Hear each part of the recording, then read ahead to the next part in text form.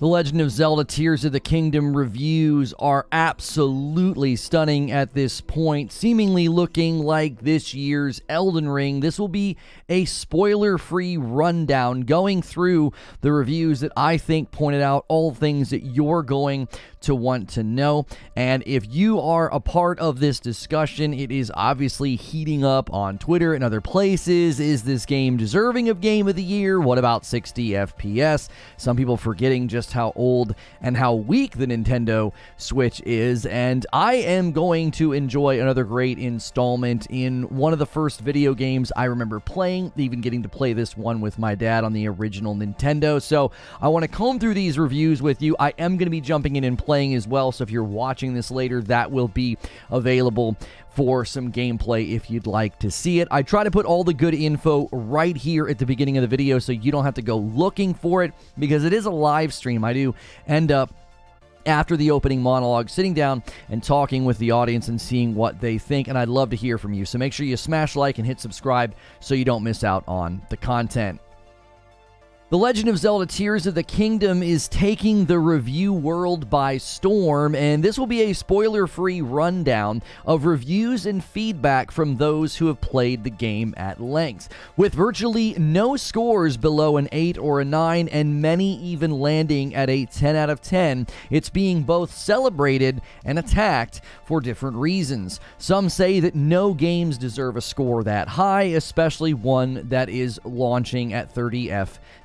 Those people seemingly forgetting how old the Nintendo Switch is and that it was never promised to be a next-gen console. Others say it is a masterpiece and a technical marvel given the limitations of the Nintendo Switch with respect to power. It seems that many are in disbelief that the game is even at the size that it is. Wherever you land on this, the game certainly demands attention according to the reviews, and it even, I think, demands potentially your purchase. So let's look at a video review, a written review, and a smattering of scores at the end. So I'm going to be combing through SkillUp's review because I really thought he brought out some good things. He does have some gripes about the game, so I pulled some choice quotes from SkillUp. Then the written review that I'm going to be pulling some quotes from will be Video Games Chronicle. I thought their review was good and echoed some of the things that SkillUp had to say. And then I'm going to look at 5 quick scores at the end and just sort of read their summary statements. So first up, SkillUp. He was very strongly recommending this game. In his title, he says, "I very strongly recommend The Legend of Zelda Tears of the Kingdom." And his review is spoiler-free. There is a section of his review that he gives you like 8 warnings. Hey, I'm about to talk about some spoilers. I didn't even consider what he talked about to be a spoiler, but I will not go into detail about that either. He says that it does take about 5 hours to get out of the sort of Breath of the Wild feeling, right? It's obviously going to feel very reminiscent of Breath of the Wild because they used that map. But he said once it gets free of that, and once you're sort of into the new areas, the new things you can do, it does not at all feel like Breath of the Wild. This game is simply massive, according to him, and basically anybody that's touched it. And he says that he tried to complete an objective one day, and this really reminded me of my experiences with Breath of the Wild. He said, I'm going to sit down and I'm going to get this objective done. And he said 8 hours later, and he had not done that objective. And I think it's fun to hear those stories because I had that experience in Breath of the Wild so many times. So hearing that about this game just really, really makes me want to dive in and just immerse myself in the world and explore it. He said that he really, really liked the Ascend ability. There's a variety of abilities that you have in the game, and he said that the Ascend ability kind of felt like cheating. There would be these elaborate puzzles and areas, and he would just shoot up through the structure to get to the top of it. And he says that it seems like they're totally okay with that. They're okay with you taking, unconventional or creative ways around obstacles. And he does feel, though, like weapon durability is worse in this game, mainly because of the Fuse ability. He actually has, some people see the Fuse ability differently than him. Some people had nothing but good things to say, but he said Fuse adds more steps and it doesn't help. It ends up sort of adding to the frustration, but he did think that Elemental Fuse was a huge improvement. Like if you want an element for certain enemies, you can just slap it on your sword, slap it on your arrow, and instantly have it. And that was one of my big things I took away from the gameplay of Fuse. He said you can even attach Zonai devices to your weapons or your shields. You want to put a flamethrower on your sword or your shield? You want to put a laser beam on it? Go for it. He said it's just, there's so much creativity. So it did sound like it makes up for it in some ways, but he definitely wants you to know that, listen, if you didn't like weapon durability in the first game, you're probably going to feel some of that frustration in this one as well.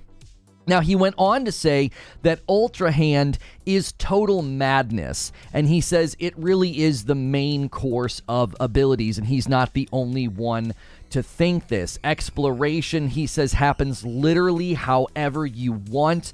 You can get up a ledge by just putting logs together and building a bridge. You could make a boat, you can make a car, you can make so many different things. And he said that the game feels like an immersive sim. Something I said from the earlier gameplay footages that we got to see of Ultrahand. I said it's almost like they built a sim game within the game. It's not just a Zelda game. It's also just this insanely awesome sandbox for experimentation and exploration. Now, on the subject of weapon durability, he said the low fragility of the weapons actually makes the durability system worse. He feels like they've kind of lowered the durability of the weapons to really push you toward the fuse system. And those extra steps just end up getting tedious. He also said this about the enemy damage output, and this happened in Breath of the Wild sometimes as well. He said that there's just enemy damage output that just feels off sometimes. He would be meandering and leveling up and upgrading, and sometimes it just didn't seem to matter. He would still get two-shot or just killed very, very quickly at times, and he said he was really taking his time and making sure that he had good defense and was ready to go. And there were just areas where you just kind of like get your head taken off, and sometimes he said he just couldn't tell what the reason why was. Like, did he do something wrong? Were the enemies exceptionally strong? So there does seem to be some enemy damage output that acts squirrely sometimes. That could be because of the 30 frames per second. I don't know. He did say that cooking is still tedious and there's no real ways to speed it up. I always found the cooking to be charming. It was my kids' favorite thing to do, but I will agree with him that not being able to speed it up is a little annoying. Like, you can skip the little cutscene where the food dances in the bowl, but, you still have to go into your menu, grab 5 items, drop it in the bowl, and then back out. You can get pretty quick at it, but it would be nice to maybe say, hey, I want to make this meal, or create recipes and just go up to the pot and say, hey, I have enough to make this recipe 4 times, and just do it. But they didn't streamline that. He thinks that some people who did not like Breath of the Wild will actually like Tears of the Kingdom because of Ultrahand and the new features. He does. He thinks that there's something so special about exploring this world and messing around with Ultrahand and the weapon fuse that you might actually like this more than Breath of the Wild if you couldn't really get into Breath of the Wild. Now, no spoiler, the thing that he didn't want to go into great detail to without spoiling it, I'm not going to go into great detail. You might see it in this video or other video pieces of footage. I don't think this is a major spoiler, okay? There is Hyrule. You can explore Hyrule, whole maps there. Then there is the sky above that has all sorts of things for you to do up there. But there is a third area beneath Hyrule that's basically equal to the size of Hyrule. Now, I'm not going to go into details about the things that are there. There's all sorts of different mechanics and different things that you have to kind of figure out. But everybody is saying that it is well worth it. It's sort of the shining star. That's going to come out in one of the other reviews. It's sort of the shining star of the game and the pleasant surprise. So anybody saying that this game is DLC, that's a pretty firm repudiation of that. I think anybody claiming that this is just DLC is being dishonest, because if you look at the sheer scope and size of everything that they added, just from Ultrahand to the abilities, but not only that, the return of temples and dungeons and a whole new story and whole new enemies and things to fight and a whole new thing to learn, but also just this incredibly massive area beneath the map. So that's all I'm going to say. I don't want to go into details about how it works. Now, SkillUp did say that he only managed to explore about 5 to 10% of this area, the under area, and he was very impressed by it. Now, he went on to say that the return of temples is great. Many people looked at the first game and thought, where are the temples? Where are the dungeons? Like, where's the classic Zelda experience? And he says that this probably won't sway you. Like, if you really felt like they were absent from the first game, you're not going to suddenly feel like, oh, it's the return of Zelda temples and dungeons. He says it's great, but they're pretty quick and simple sometimes. He said some of them are really great. He said, but it feels kind of halfway. This is not sort of the classic return of Zelda dungeons. The wait for that will continue, and you'll have to wait for probably the next Zelda. Now, performance. He says, is performance bad? He says, no. He says, but, you know, it's not that great either. It's pretty good. He says it's 30 FPS most of the time. You will see frame drops when building and when particle effects kick in. I'm seeing most of the frame drops in the tech tests that I took a look at. Seemingly most of them happen when it's raining and you're using the Ultrahand ability, because everything's glowing, moving. There's just a lot going on. And he says there are times where the FPS is just straight up bad, and I've seen those pieces of footage. It doesn't seem endemic to the game. It doesn't seem game breaking. It seems, you know, infrequent in certain scenarios. It seemingly has to happen, right? Like, the right things have to line up. There's a great little sequence here you can see where he's going to be moving and building stuff, and I don't see any major issues here at all with performance or frame rate, but if you're doing this and it's raining, it tends to get pretty choppy. The real story, he says, he feels, is how on earth did Nintendo get this to run on the Nintendo Switch? He says the draw distances are impressive. There's no loading screens except for after a cutscene. He says the total install size is 16 gig. 16 gig is incredibly small within the realm of installs right now. Just by way of comparison, Jedi Survivor was a 150 gig install of a game. And he said that because of the freedom, because of all the things that they give you, all the utility, all of the abilities, he says no two playthroughs will be the same. He says it'll be a better part of a decade before he feels any game follows in its wake. And he's not alone in that. Many people feel like this is a very, very sort of generation-defining game for Nintendo, right? This is sort of the crown jewel of Nintendo and Zelda. So next up, so that's everything that SkillUp had to say. Now let's look at what a written review said. This is a little bit quicker, and then I have all of the 5 scores and the quick quotes from other outlets. Video Games Chronicle gave it 5 out of 5 stars, so high praise from them. They said that Ultrahand Fuse, Ascend, and Recall abilities in unison turn Tears of the Kingdom from a fun game that somewhat too often flirts with being a retread of Breath of the Wild, and it elevates it into something truly spectacular. So it seems similar to what SkillUp said. Like, he said, you know, it starts out very Breath of the Wild feeling, and then once you're out of that and it opens up, it's just truly spectacular.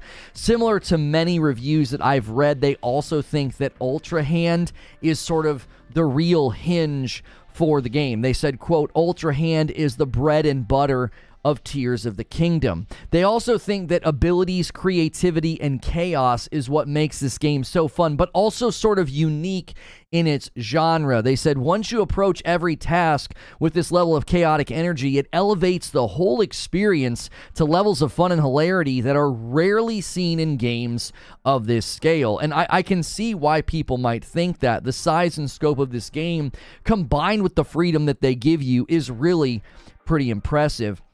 And I thought something like this, sort of following a quote when I watched the gameplay, right? It feels like they really gleaned from the Breath of the Wild community. They said, it's like Nintendo watched all of those videos of Breath of the Wild of people combining the mechanics in ridiculous ways to fly straight to the last boss, and that really made the game as its central ethos. So they're basically saying what I sort of felt when I started looking at the gameplay when they showed us Ultrahand. It's like, it's almost like they watched the community that played Breath of the Wild and said, why don't we turn that up to level 10? Let them do that everywhere. Let them just do whatever they want, create whatever they want. And they really seemingly have done that. Many reviews also seem to agree on this point, since many are already calling this game DLC because ignorant and uninformed takes is apparently a brand trope for Twitter gaming commentary at this point, but they said this: while Hyrule is the same map from the first game, the addition of sections in the sky and below Hyrule make for a more compelling world to explore. They very similar, I think, like Skilla, believe that the area beneath Hyrule is, quote, the surprise star of the game. And they even had high praise for the writing. They said, quote, it's also here where the game's best writing is found. The tiny stories tucked away in a corner, the small interpersonal dramas that make the world feel like it's in a state of transition after Breath of the Wild. Now, ACG, in his review, thought that they should have invested in fully voice-acted scenes and characters. He said sometimes, they say like the first sentence, and then they don't say anything after that. And that was sort of his feeling, but Video Games Chronicle feels that the writing is quite good. So what was VGC's conclusion? Quote, The Legend of Zelda Tears of the Kingdom reinterprets Breath of the Wild for the better. Instead of removing all the aches and pains of that game, it completes the circle by adding gameplay-based solutions to annoyances and encourages you to let your imagination run free. Easily one of the very best games for the Nintendo Switch. And that's the thing that people need to realize. This is one of the best games, probably the best game for the Nintendo Switch. You need to remember that the Nintendo Switch came out in 2017, right? We're looking at a 6-year-old device with technology in it that's even older than that. And that really is something that is getting lost in the debates about whether or not this game is 10 out of 10 or whether or not this game deserves Game of the Year. Let's do some quick fire reviews as well. GameSpot said 10 out of 10, Tears of the Kingdom is a canvas for your own creativity. IGN said 10 out of 10, Legend of Zelda Tears of the Kingdom is an unfathomable follow-up to one of the greatest games ever made. Game Informer, a 9.75. I didn't get the same goosebumps exploring Hyrule as I did in the past, but I did experience new emotions both on a granular level from solving individual puzzles and on a larger scale by going back to one of my favorite video game locations.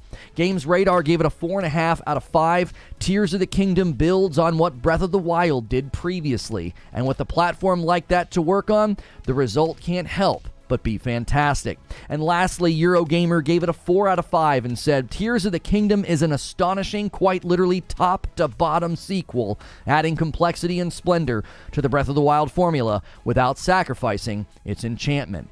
At this point, it looks primed to be this year's Elden Ring. Regardless of where you land on 30 FPS and the performance debate, Zelda is once again proving to be an undeniable hit and an unstoppable force. So let me give you my thoughts and my conclusion.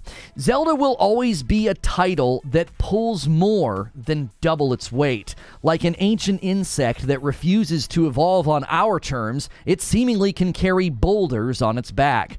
Contrary to everything we know about the Nintendo Switch's power, The Legend of Zelda Tears of the Kingdom somehow shoved an elephant into a Volkswagen Beetle and still got the car to drive. Number 2, debates about what deserves to be Game of the Year will always be difficult. If a game checks every box that we look for in a good video game, but it runs on old hardware, how much do we mark it down for that? And what about commercial success?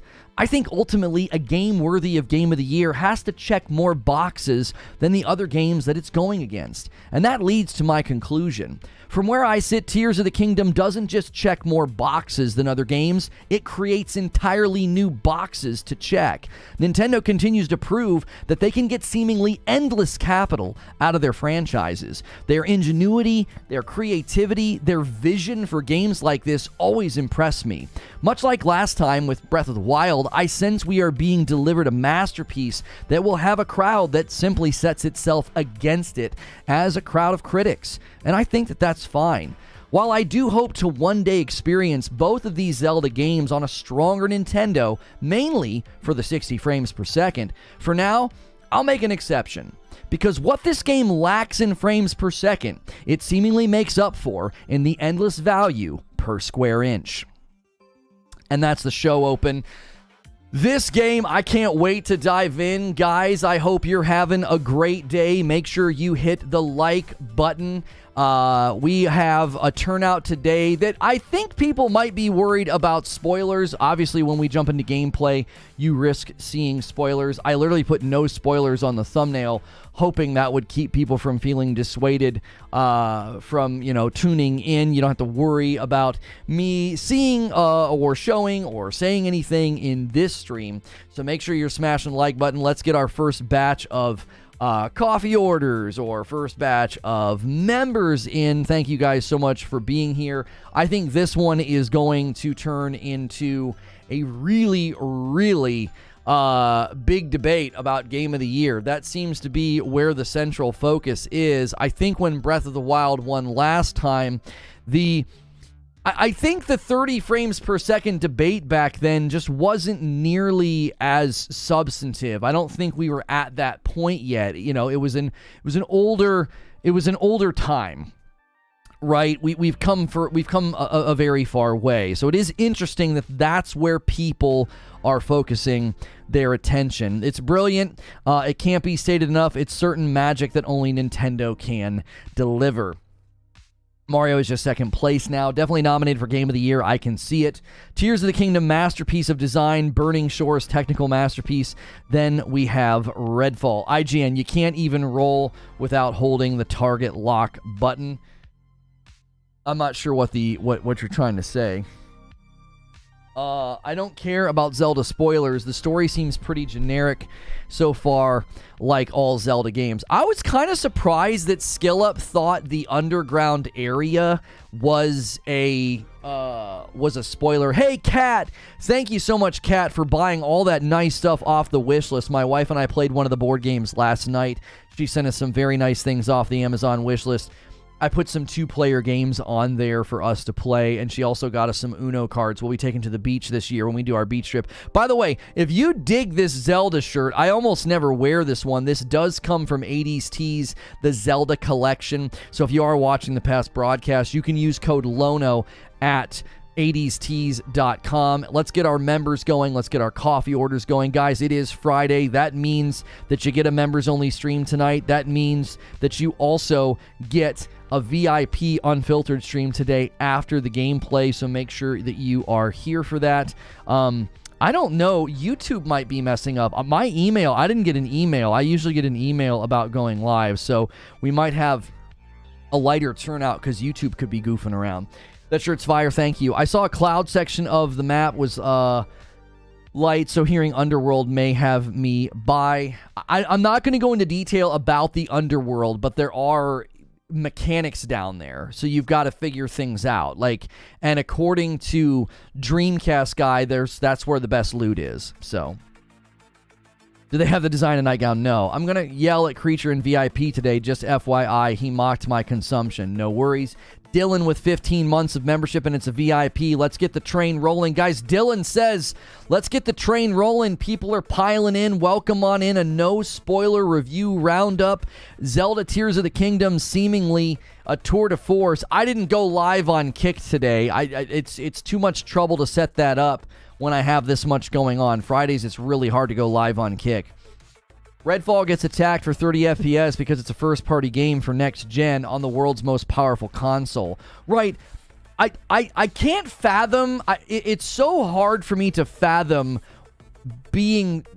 arguing that point, right? Junior, I know you're pushing against people saying that. You're like, guys, it's a completely different scenario, right? Redfall is on a next-gen console, a console that promised 60 FPS, right? Jojo with 11 months as a member, and Terminal Stupidity says, let's get started. 10 gifted members for a Friday. He says, why not throw out a big one right away? Good to see you, Mr. Anderson and Diaz. You guys got gifted members, as well as Brian Retro, Leonidas, and some other names I recognize like Yoshi, Jimmy Ludwig, Soneka King, Jaleel. You guys all got gifted. And JW wants to jump right on top, right off the top rope. The tag team gifted member bombs coming in. JW gifting 5 members to the community. Merrick, Novak, Michael, Apollyon, Javier, and Random. You guys all got gifted memberships. The opening alone would make anyone a Zelda fan, says Welfare Rockstar. Watch gameplay this morning, 30 FPS in 2023. Nope, overhyped, but new release starved, so understandable. See, but here's the mistake I think you're making, Officer Brooks. This is a mistake that you're making. It's not overhyped, and people are not starved for a game. To this day, people are still playing Breath of the Wild and doing crazy things with it. You have to understand, this is analogous to why so many people love and don't stop playing Minecraft. They don't need high-level performance to have fun. And when you have the right recipe, frames per second doesn't become a deal breaker. Does that make sense? It's like, in my mind, if there's a restaurant and you know the staff and you love them and the food is incredible, but the place is kind of a dump, you overlook that. You're like, I don't care about that. Well, the lighting's bad, the music's too loud, the place is kind of a dump. But if you know the owner and the waitstaff's amazing and the food absolutely slaps your mouth, then you overlook that. But if you go to a restaurant where the food's mediocre, the staff's kind of okay, and it's a dump, deal breaker. You're like, no. Also, it's all about expectations. When I go to a dive bar restaurant, you know, downtown underneath a bridge, I don't necessarily expect the place to be immaculate. When I go to a 5-star restaurant, I expect the place to be immaculate. It's all about expectations. When I boot up my Xbox Series X, my PlayStation 5, I have expectations that I don't have for my Nintendo Switch. Why? Because I'm not an idiot. I'm not an idiot. It's that simple. If I'm going to a 5-star steak restaurant or I'm going to Golden Corral, my expectations about the food are different because of where I'm going. If I'm going to boot up a game on my PS5, yes, minimum expectations, 60 frames per second. Why? Because that's what I was promised. That's what I was promised. The Nintendo Switch is a glorified TI-85 calculator. And the fact that it can play game of this scope and the thing that I have to put up with is 30 frames per second, that's all I have to? To me, it doesn't make any sense. It's like, if you're going to go back and play, there are even games right now you can play. Good to see you in the chat, by the way, Alex. Golden Corral slaps, though. Listen, that's right. You still might go because maybe their mac and cheese is fire. I don't know, right? I've not been to Golden Corral in years. I can barely play the game comfortably, but it's Nintendo, 10 out of 10. No, you're just putting words in my mouth. I've never said that. Straight Shot with a gifted membership. Thank you so much for coming in and gifted a membership right off the top, taking us to 16.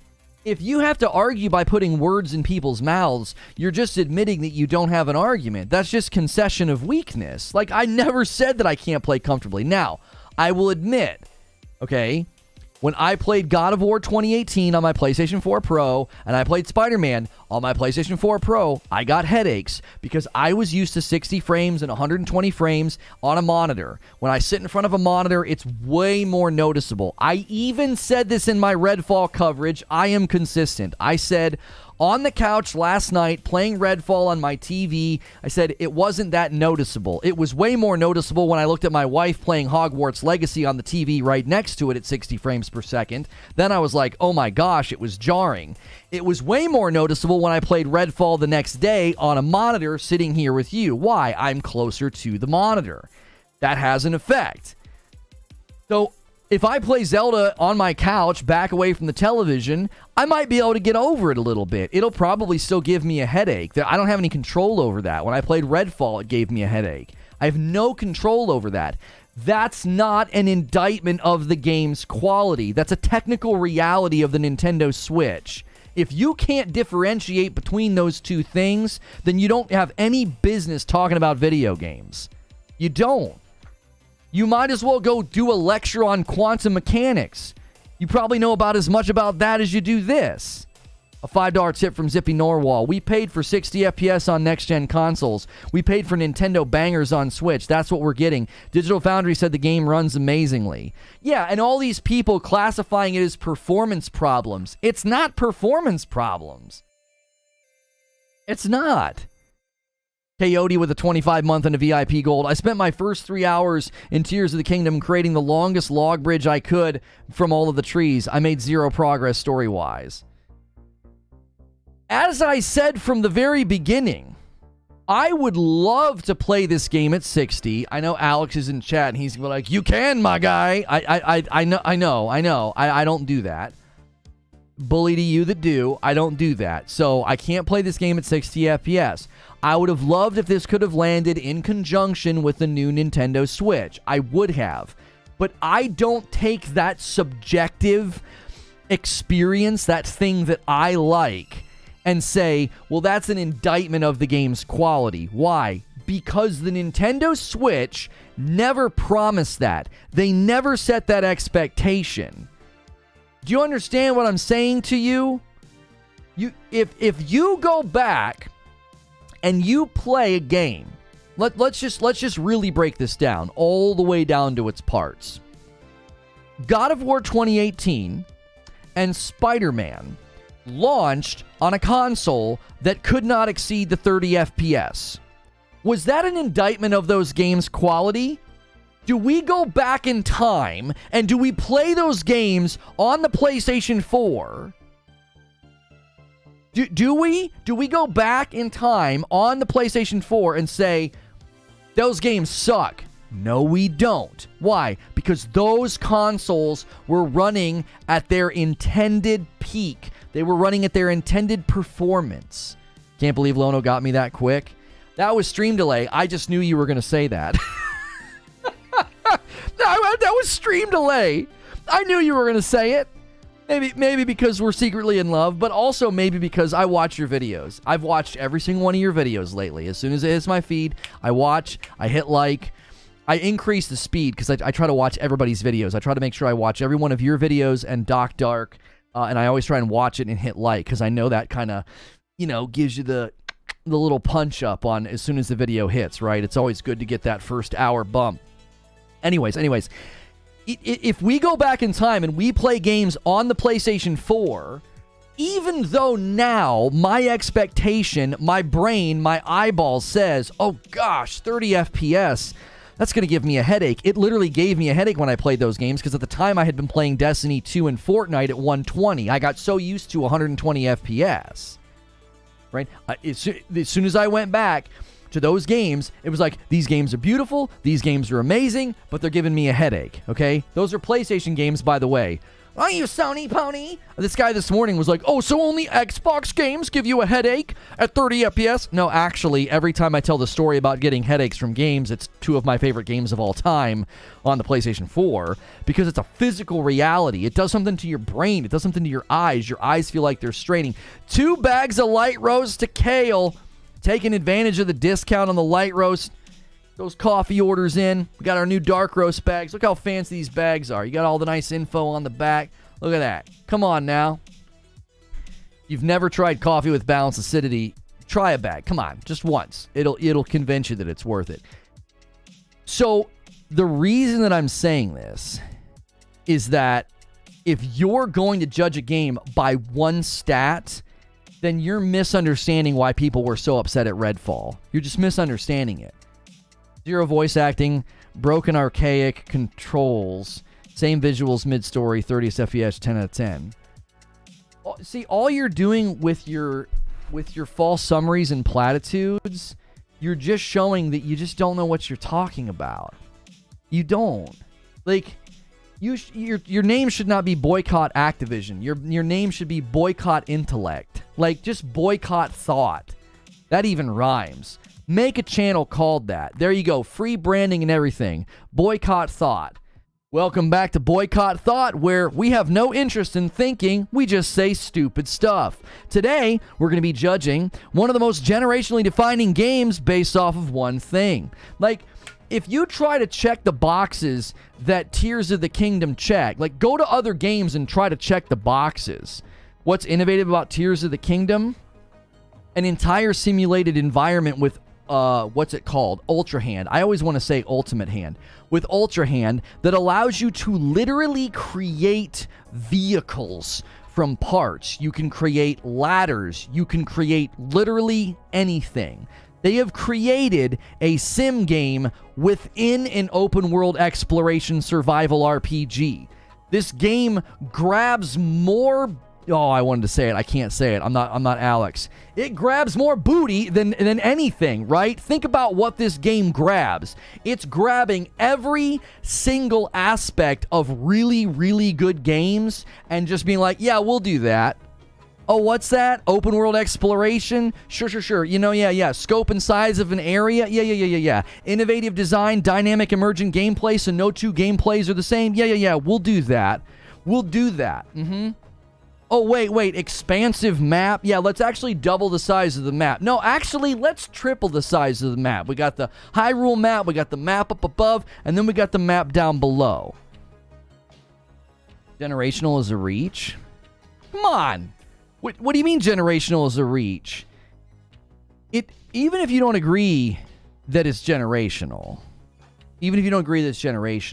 if you can't see the innovation, I just feel like you're not a fan of video games.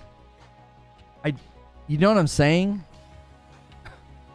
Oh, they bumped the Switch release date for Hogwarts. Yeah, they bumped it. They bumped it to November. Oof. Hey, listen. They bumped old gen, and it runs amazingly on old gen, so... They bumped old gen, runs amazingly on old gen, so...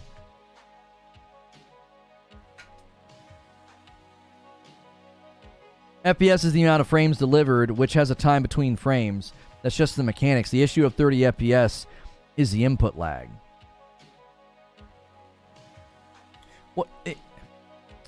No, Lono, the game is a generation defined for sure. The game is crazy. It's definitely a daily defining game, probably even weekly. Hey! Could we get 300 likes on this video? There's almost 600 people here, man. Smash the button. Yeah, Hogwarts Legacy did well. Hogwarts Legacy is incredibly solid. It's got like an 85 across the board. The level of commercial success that Hogwarts has received and the fact that it's like an 85 across the board, that's a dadgum good game. But Tears of the Kingdom stands to be this year's Elden Ring. It's just undeniable. You can't read review after review. They break down all the mechanics. They break down the Ultrahand, the exploration, the puzzles, the sense of exploration. Like, SkillUp said, oh yeah, I was going to do something the one day. 8 hours later, I didn't do it. When a game does that to you, when the game does this submersive, like immersive thing where you don't even realize, like, oh my gosh, it's been 8 hours. Oh my gosh, I meant to do that. I did the same thing in Breath of the Wild. People who are questioning the game beyond frame rate simply could not have watched anything about this game and its innovation. Go watch trailers and reviews and see if you still need to ask those questions. That's what I'm saying. I tried to highlight that from both Video Games Chronicle and from SkillUp, that it's not just a good Zelda game. It's an insane video game. Do you understand? Let's just ignore the 30 frames per second thing for just a second, because that's indicative of the hardware, not the game. We understand that, right? Is everybody tall enough to ride this ride? Are you smart enough to grapple with that? Please tell me that you are. The 30 frames per second has nothing to do with the game. We know this, correct? It's the hardware. It's the Nintendo Switch is the reason that it's 30. Alex can explain to you why, right? Because it can run in other places, and it can run at 60, okay? So... my comment, please. What did you say? Raging Snake. Nice to see you here. I just see you greeting him. Oh, Lono, YouTube treated you badly today. For the first time in a very long time, I had to manually search for you and your channel. This is below the belt for their part. I don't know what happened. My email didn't go out either. I'm not sure what happened. So I could definitely tell in the opening turnout. I was like, we're a little light for a Zelda day. Like, this should be pretty massive. So who knows? YouTube's been messing with stuff. I'm not gonna bat an eye at it. My issue is it's just an intrinsic journey where everything I do seems unrewarding to me. When I bust my butt climbing a mountain to get a Deku seed, when I get one at the bottom of said mountain by exploration. I mean, I could explain it really easily, says Wheezy. It's a Switch. That's what I'm saying. So if you divorce it from the hardware, hey, 2 more orders of coffee coming in. Joe Vivian grabs a Frickmas and a light roast. Man, those bags are getting awfully low in quantity. Take advantage of the sale. And then a bag of dark roast to, I don't want to say your full name. You didn't put a username. Perfect Image with a $2 super chat tip. What I would say is it's great storytelling. FFPS. Solemn says it's definitely the hardware. Nintendo does performance right basically every time. I missed your alert. I'm here every morning. I didn't know you were live. Yeah, YouTube clearly did something this morning because I'm getting lots of people coming in and telling me that. So it could have been that we just started later and YouTube was like, you waited too long to go live or something. I don't know. I definitely was later than I wanted to be.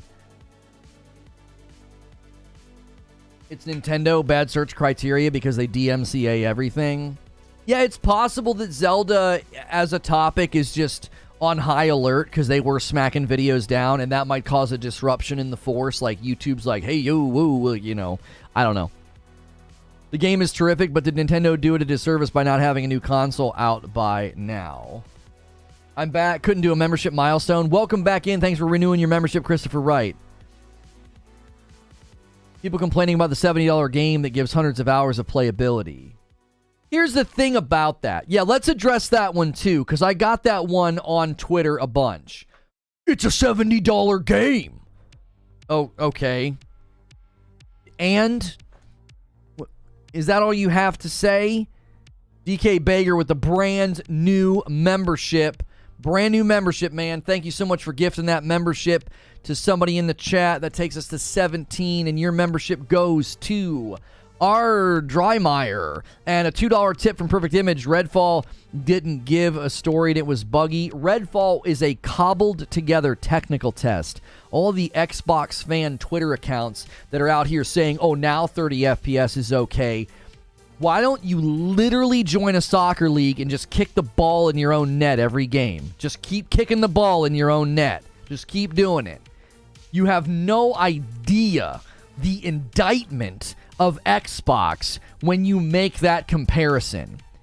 Literal own goal of giant proportions. Oh, now 30 FPS is okay. Yes, it's a calculator. Of course.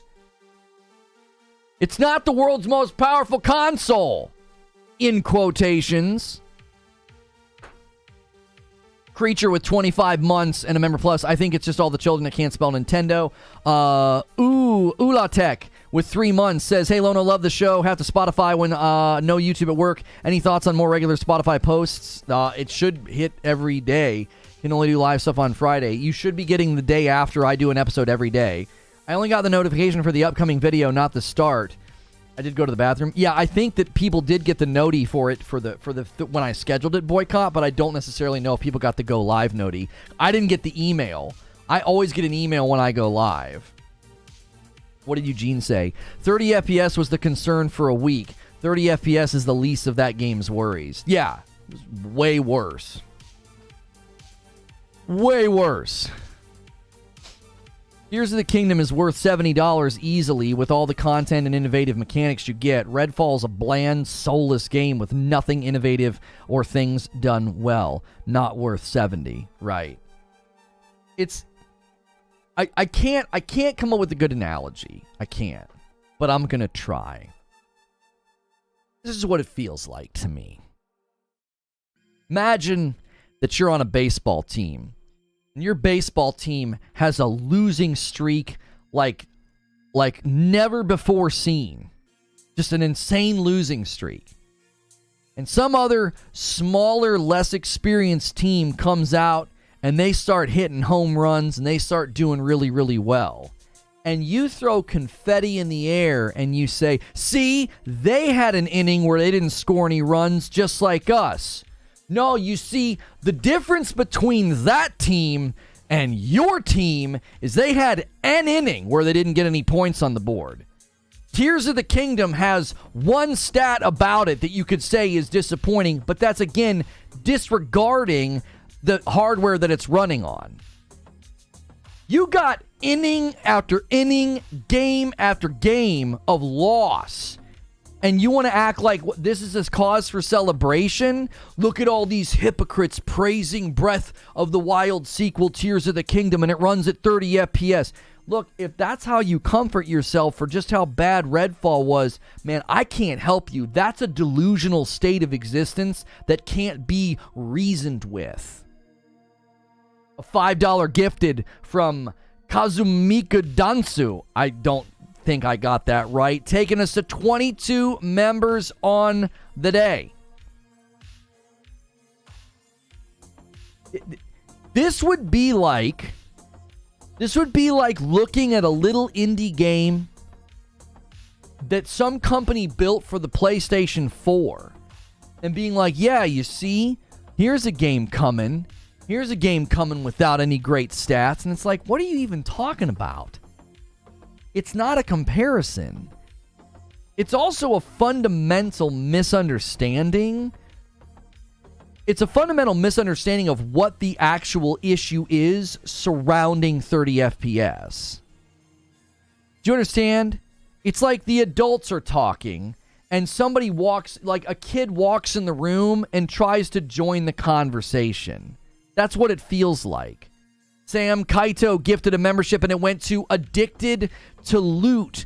That's an amazing name. Thank you so much. It's like the adults are talking. And we're having a conversation about 60 FPS versus 30 FPS and why that expectation exists for next-gen consoles. And then The Legend of Zelda Tears of the Kingdom comes out at 30 FPS and a little child wants to walk in the room and be like, yeah, are you going to be okay with that? Shush. Shh. Shh. Shh. Stop it. The adults are talking. You're not grappling with the conversation if that's what you think is, if you think we're talking about every single time, every single game, every single platform. Most people that are complaining about FPS said I can't play any games at 30. That statement did not mention exception for console gen. It was a statement purely based on FPS. Yeah, and Silent Warrior, I can't play 30 FPS games. I can't.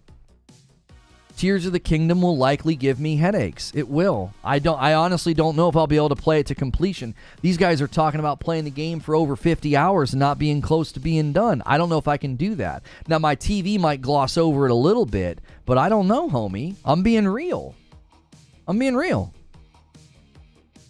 That's not a judgment of the game's quality. You see? Mike on the mic with a $5 super chat tip. Ordered coffee earlier, forgot to put my YouTube name. Mike on the mic, thanks for that order. I got it, I saw it, I called it out. I just didn't want to read your government. Listen, when my wife and I watched Star Trek The Next Generation, it was not 16:9. It was the old 4:3. They didn't build the Enterprise sets to film in widescreen, so there is no widescreen version of The Next Generation. And I didn't like it. It bothered me. Yeah, second stream today we'll be playing the game. It bothered me, okay? That was not an indictment of the show's quality. That was not an indictment of Patrick Stewart's acting or the writing or the creativity or any of the things that went into that show back then. I saw all of those things, all of those qualities. I enjoyed that show very, very much. The constrained technical delivery was not a judgment of its quality. Do you see? Like, if you look at games hitting the Nintendo Switch, And here's the other thing that people don't understand. I don't play my Nintendo Switch. I don't. This will be the first time I played at length in a very long time.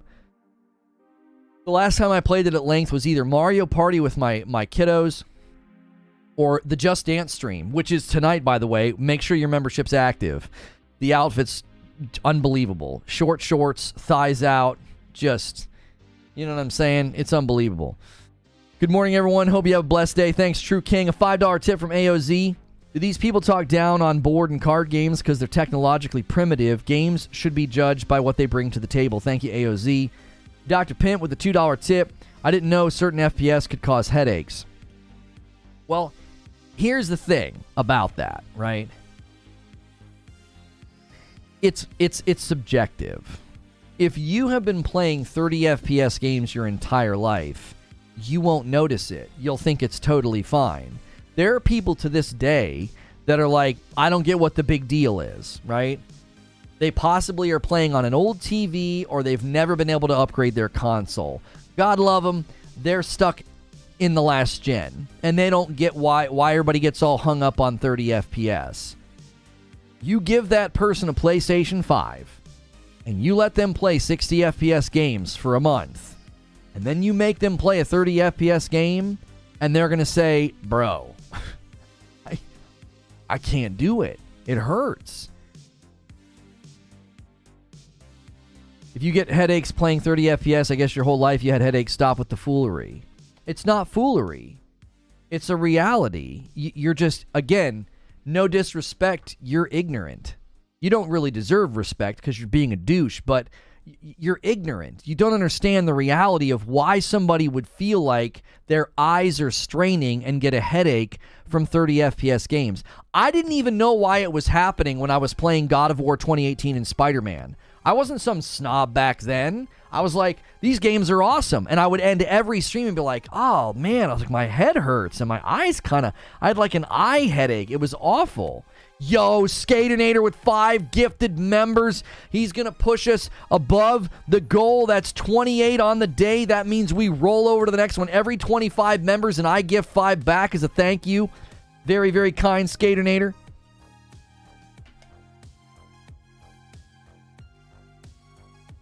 The FPS thing reminds me of the DLP projectors when they first came out. Some folks loved them and others would see rainbow artifacts, eye strain, headaches. It doesn't mean that the movie being played was bad. It was just something that some people were more sensitive to. But you survived 3 years of D1? Huh? I feel like I'm a decent orator. I feel like I'm a pretty good communicator. I'm going to try this one more time. When you have been playing 30 FPS and have never really played 60 FPS, you don't notice it. It's totally fine. Is that sentence easy to understand or difficult to understand? I feel like it's easy to understand. I'll try it one more time. If you're used to 30 FPS, it doesn't bother you. You don't notice it. But once you play at 60 FPS or higher for an extended period of time, and then you go back, it's difficult. You feel like your eyes are straining. Are we all caught up? Does everybody get it now? It's not an objective indictment of 30 FPS. It's not. It's a reality of what you're accustomed to. Your eyes literally feel like they're straining. It feels blurry. I feel like I'm having to focus harder. It's like, Your eyes get muscle memory when acclimated to interpreting information at 60 FPS. If they suddenly have to start processing information at a lower FPS, the strain comes from having to reacclimate. Thank you. Now we have a professor in chat. Do you see? This seems so pedestrian. It's what you're used to. You literally feel like your eyes are straining. It's almost like looking at a blurry image. Do you know that experience when you look at something that's slightly out of focus and you feel your eyes almost straining to fix the problem? Have you ever had that experience? Seriously, have you ever been watching something? Have you ever been in the movie theater and the image gets blurry? And it's like, what's wrong? Your eyes don't know what's going on. All your eyes know is it's out of focus. And your eyes attempt to focus something that cannot be focused. And it hurts. It's not like an ice pick, but you're like, you can feel your eyes straining. Your eyes are confused. Like, what's going on? That's what 30 FPS looks like. It looks blurry. It looks like something is wrong and your eyes are trying to adjust. And you feel a strain and you get a headache. Polarin with a month of VIP, except it's more like 1 year and 8 months. Suede's got fixed, Polarin, so just give it time. Matthew with 7 months. Shout out to Skatinator. Have a great day. Have a great day to you too. Like, now that we're all caught up on the basics of why... now that we're all caught up on the basics of why being accustomed to 60 FPS and going down to 30 is jarring and it feels like your eyes are straining, maybe we can talk about why this is not an issue for games like Tears of the Kingdom. It's like when you set Lono on his live to 1.2 speed until it catches up, you'll notice the difference. Yeah, I go back and re-listen to my streams at 1.5. Sometimes I'm looking for a highlight or a short. I listen to Doc Dark and I listen to Oh No, It's Alex. I listen to them at like a 1.2, 1.5. And if I bring it back down to normal, it feels like they're talking too slow. Like, get to the point, man. Like, when I get used to myself at 1.5 and I back it down to 1, I sound drunk. You know what I mean? I never thought you would say fallacious things. Well, that's an assertion. Make an argument. What have I said that's fallacious? What fallacy have I invoked? I'm looking forward to this. I really am. 30 FPS is fine as long as frame time is consistent. 30 FPS is fine on the Nintendo Switch. Solemn says, back in the day, I used to bemoan, I used to be none of you. I was an avid 30 FPS defender. I talked so much smack to people who talked down to it, but I was so wrong, and you 30 FPS defenders are so wrong. I can tell. I can tell you through experience. People are just trolling now. I really don't know why these people are trying to compare 30 FPS on Switch Zelda versus a new-gen console game running around 30 FPS.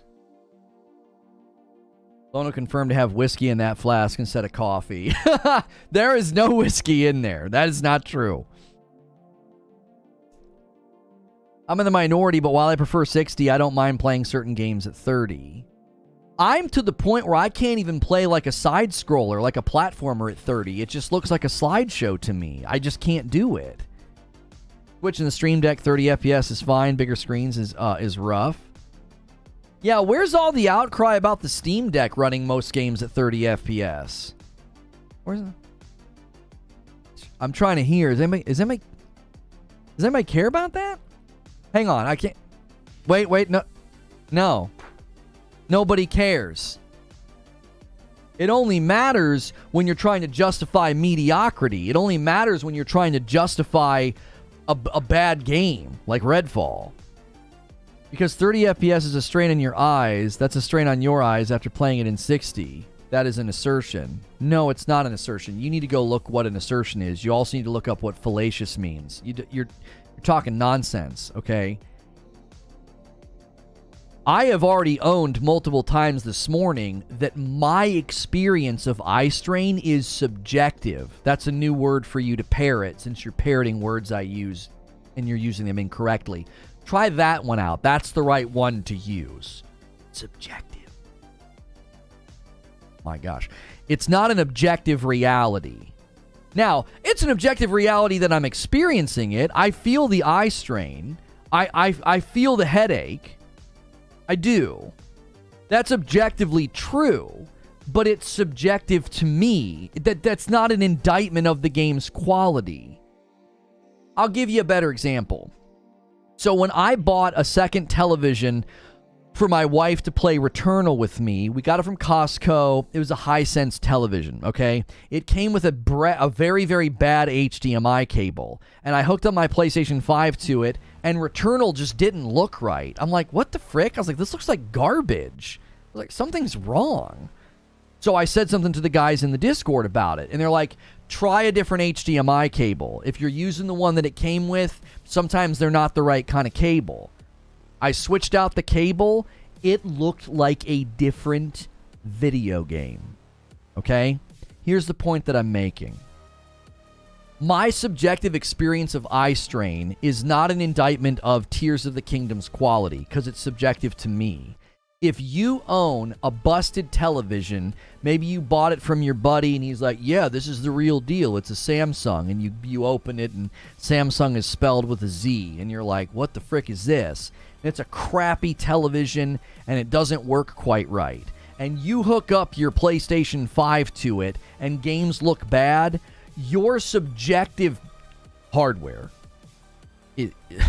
is not an indictment of the game's quality. Do you see what I'm saying? Like, your subjective bad experience doesn't make the game bad. So I don't like 30 FPS. It does. It hurts my eyes. It hurts my head. But that doesn't mean that Zelda Tears of the Kingdom is a bad game. It's running on limited hardware power. So that you have to look at it within its context. In its context, is Tears of the Kingdom doing something great? Is Tears of the Kingdom doing something excellent? Yep, it is. You don't get to undo all that by being like, well, it's 30 FPS.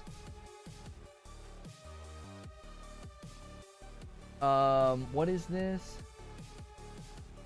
Okay. Yeah, I'll weave that in just a second, creature.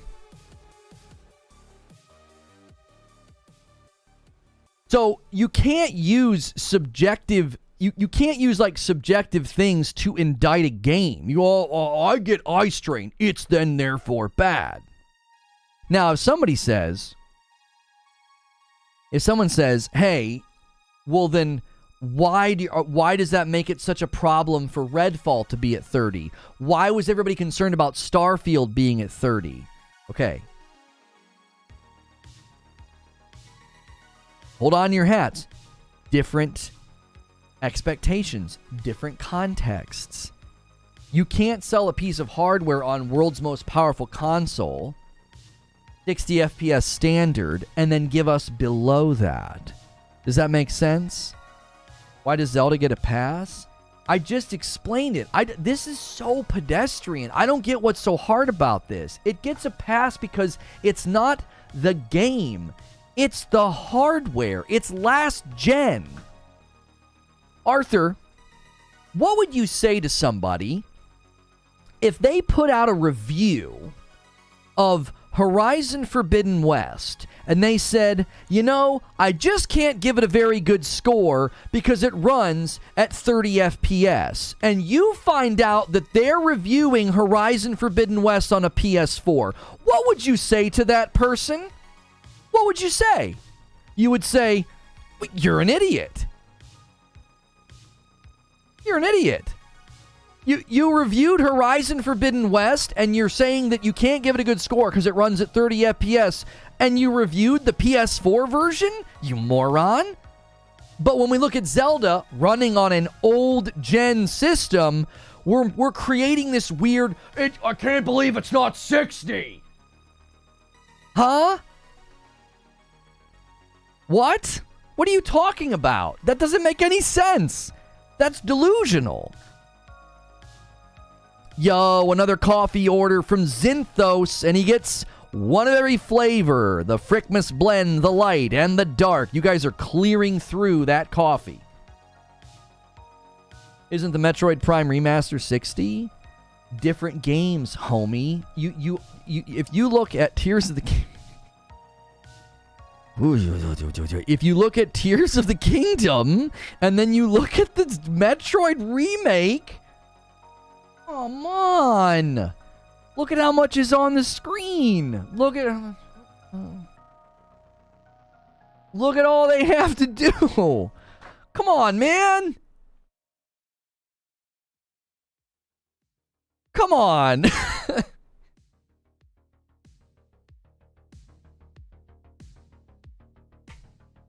Listen, I got news for you. Redfall could be 120 FPS, and it would still be a burning pile of trash. It would be, right?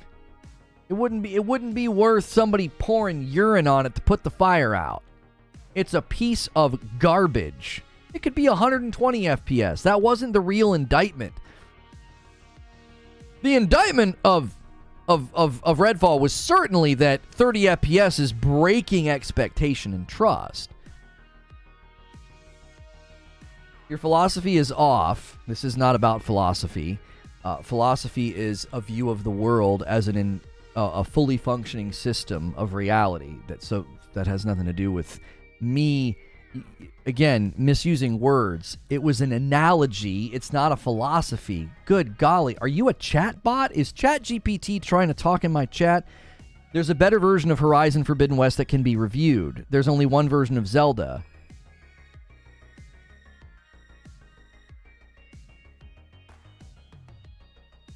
The point that I was making was that playing the game on hardware that caps its performance is not an indictment of the game's quality.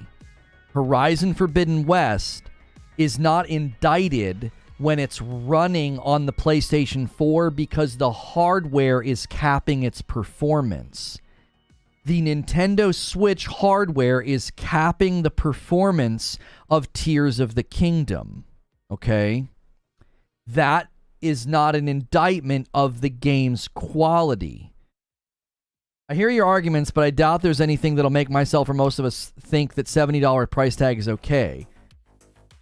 We can agree to disagree. We don't have to agree to disagree. Your value judgment of whether or not the $70 price point is okay is immaterial to the current discussion. The current discussion is about whether or not 30 FPS is an indictment of the game's quality. It's not about an indictment of the game's value. Those are two different things. The quality is more of an ontological reality. It's state of being, right? Does the game as it exists have quality? Is that quality harmed, indicted, or drawn down by the hardware limitations of the Nintendo Switch, capping it at 30 FPS? Your value judgment about whether or not it's worth $70, that's a separate debate. And the beautiful thing about $70 is if you don't think it's worth $70, then don't buy it. That's what you're that's what you're supposed to do. Others think the 70 is too high because it's an old-gen system and an old-gen game. Somebody might push back and say the sheer size and scope and replayability of the game, it's worth twice that. Do you understand? Look what Paul's Gaming is saying. I could release Pong at 8K 240 FPS. Is it worth $140? One stat doesn't translate into the game's value. Again, that's your own value judgment. You're allowed to make that value judgment.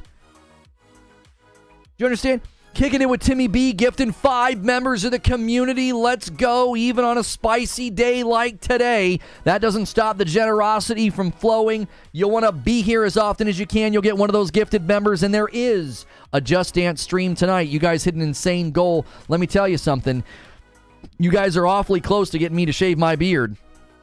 So if you feel like going crazy, go crazy. Sounds like a lot of excuses. That's an interesting way to admit you don't understand what I'm saying.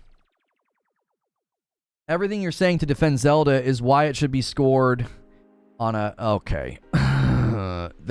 See, now you're trending into an area that I don't want in my chat.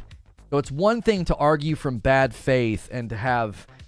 vocabulary soup that you're playing in my chat and misusing words. It's another thing to just be nasty. So you're out of here. I don't want you being in my chat is a degradation of my stream's quality. Do you see how that works?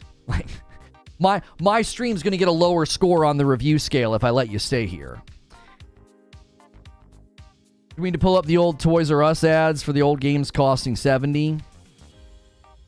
I mean, it's one of those things where another order of coffee coming in from Junior Romo, grabs a light, grabs a dark. That's the way to do it. Tell me which one's your favorite. Like, you are 100% allowed to have, like, a personal conviction about $70. I actually don't think a lot of the arguments about $70 are compelling. I don't find a lot of the argumentation around $70 to be that compelling. Currently on the sub count, on the member count, we have 3658. We have 3658. You're 340 away from the beard shave, 340 members away from the beard shave, and VIPs are at 271. So every Friday we do an end of the week debrief. It's unfiltered, and Creature joins me. You get a behind the scenes look at how we plan shows, how we think about shows, and you only get that if you're a VIP. Everything else we do for members is for all members, but that one thing is worth upgrading. I mean, if you guys want to have the $70 debate, I'll have the $70 debate with you. Prepare to lose, but the 30 FPS debate is separate from 70. Now, it might not be separate for you. For you, it might be like, no. I'm not paying $70 for a 30 FPS game, right? We just got done saying that about Redfall, didn't we? Who's paying $70 for a 30 FPS game? Okay, that's fine. You, as a consumer, you're allowed to have that criteria. That's your criteria as a consumer. That's totally fine. You're going to have a hard time compelling me because when I look at the whole of its parts, Tears of the Kingdom is 100 times the game that most $70 games hitting the market right now are.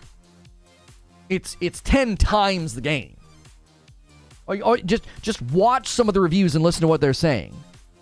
This is not just a good Zelda game. This is a monumental video game. Now, 30 FPS being a deal breaker, that's fine. But again, the value judgment of 70, I feel more goes into that price than just whether or not it's 30. With Wabi Sabi with a $5 super chat tip. My knee needs to pop. There's an argument to be made. They're trying to offset the cost of the larger console with a $70 price point. We'll have to see future releases. Or they threw blood, sweat, and tears at this thing and they got it out the door. And the production cost went up. I don't know. Inflation.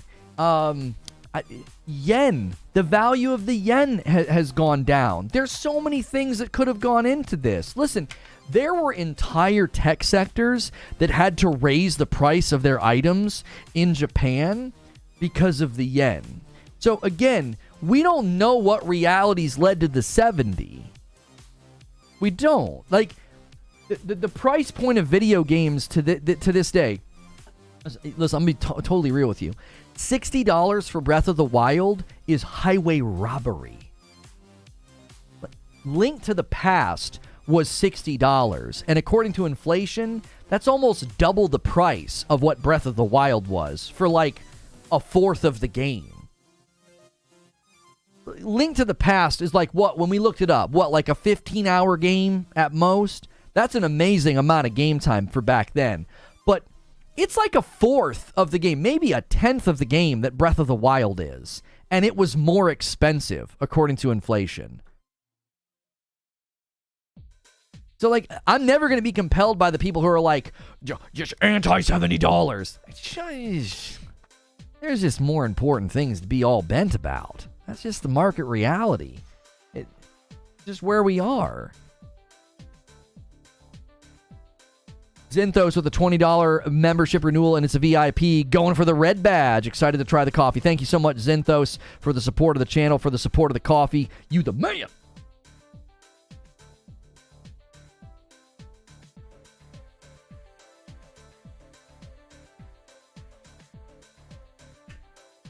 Nintendo games don't go on sale normally for a reason, because they're just that good. Tears of the Kingdom feels like it should be worth 100, not 70. Phenomenal. I don't doubt that it's a huge game. My issue is more with Nintendo. They refuse to offer us features their competitors have for years, but they're more than happy to copy the $70 pricing. What do you mean they refuse to offer you features? Have you looked at the reasoning?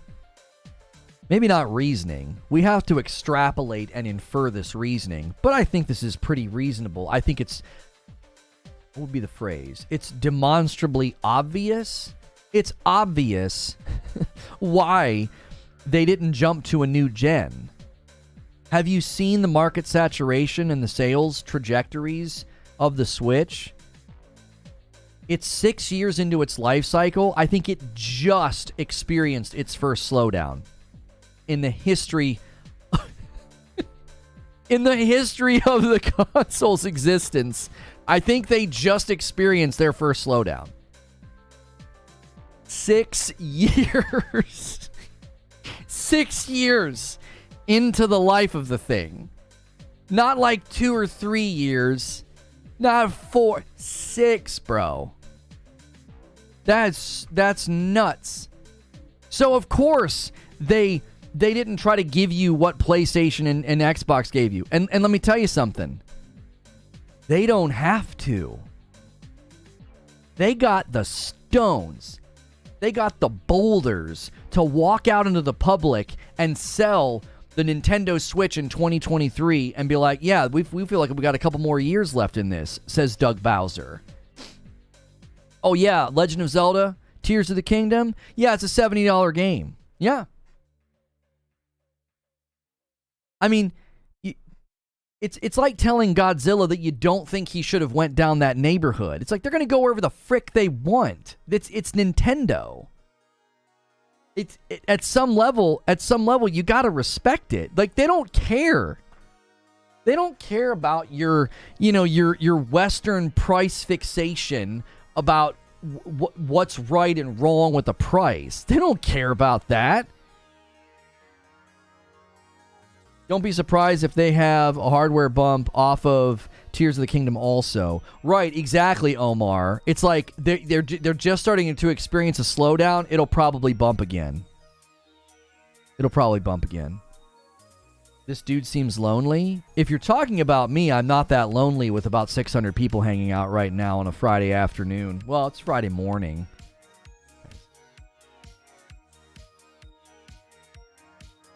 Sounds like projection, but unless you're talking about somebody in chat, you might be right.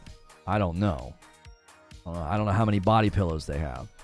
The Nintendo Switch has 18 games that have sold a minimum of 10 million copies, says Wheezy. The best-selling Switch game has sold 50 million copies. Nintendo's number are what everybody wishes they had.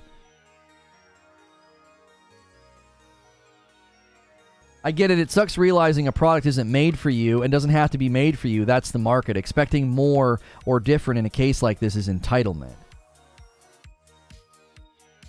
Well, here's the thing about that.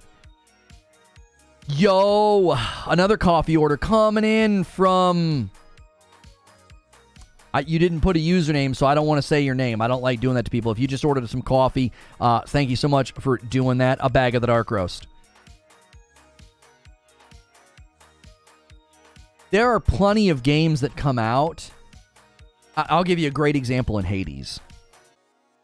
I love so much about Hades. I love the art style. I love the passion that they poured into it. The voice acting, I think, is actually some of the best that's available in gaming. Very well done. The writing. I love the feel of Hades. The combat. The perspective. The flow. The actual flow is just, it's wonderful. But it's a rogue. And I just don't vibe with rogues. Wouldn't it be silly for me to decry Hades as a bad game? It's an award-winning game, a highly reviewed, highly popular game from a scrappy little studio that has a sequel coming out, by the way. It'd be foolish of me to be like, it's just a bad game. Responds with loneliness cope? Loneliness cope? I don't understand. Listen, man. It's one of those things where, like, you say something, and when you get the response, you claim what was the other thing you probably could have said? What, triggered? It's triggered. Wherever you are in life that's brought you to this point, man, I genuinely hope you get to a better place, because I don't know why you're projecting loneliness on to me. I'm having a great day. I don't know what your issue is, my friend. I refuse to buy a Switch, says Eugene. I wish they made a console, but demanding that they do or being mad that they don't or crapping on their products because of it, that's entitlement. Right, and I said that in my show open. Like, I genuinely wish that they could have coincided this game with a new Switch just for 60 frames per second. I don't need anything else. Like, the art style of Tears of the Kingdom, I think looks phenomenal. I think the graphical fidelity is fitting. I think it's fine. I don't think it needs to be photorealistic. Do you see? So, but at the same time, that disappointment that I feel, listen, I know deep down I'm probably not going to play Tears of the Kingdom to completion. I just know it. That doesn't mean I'm going to knock the game or tear the game down. That would just be dumb. That would just be silly.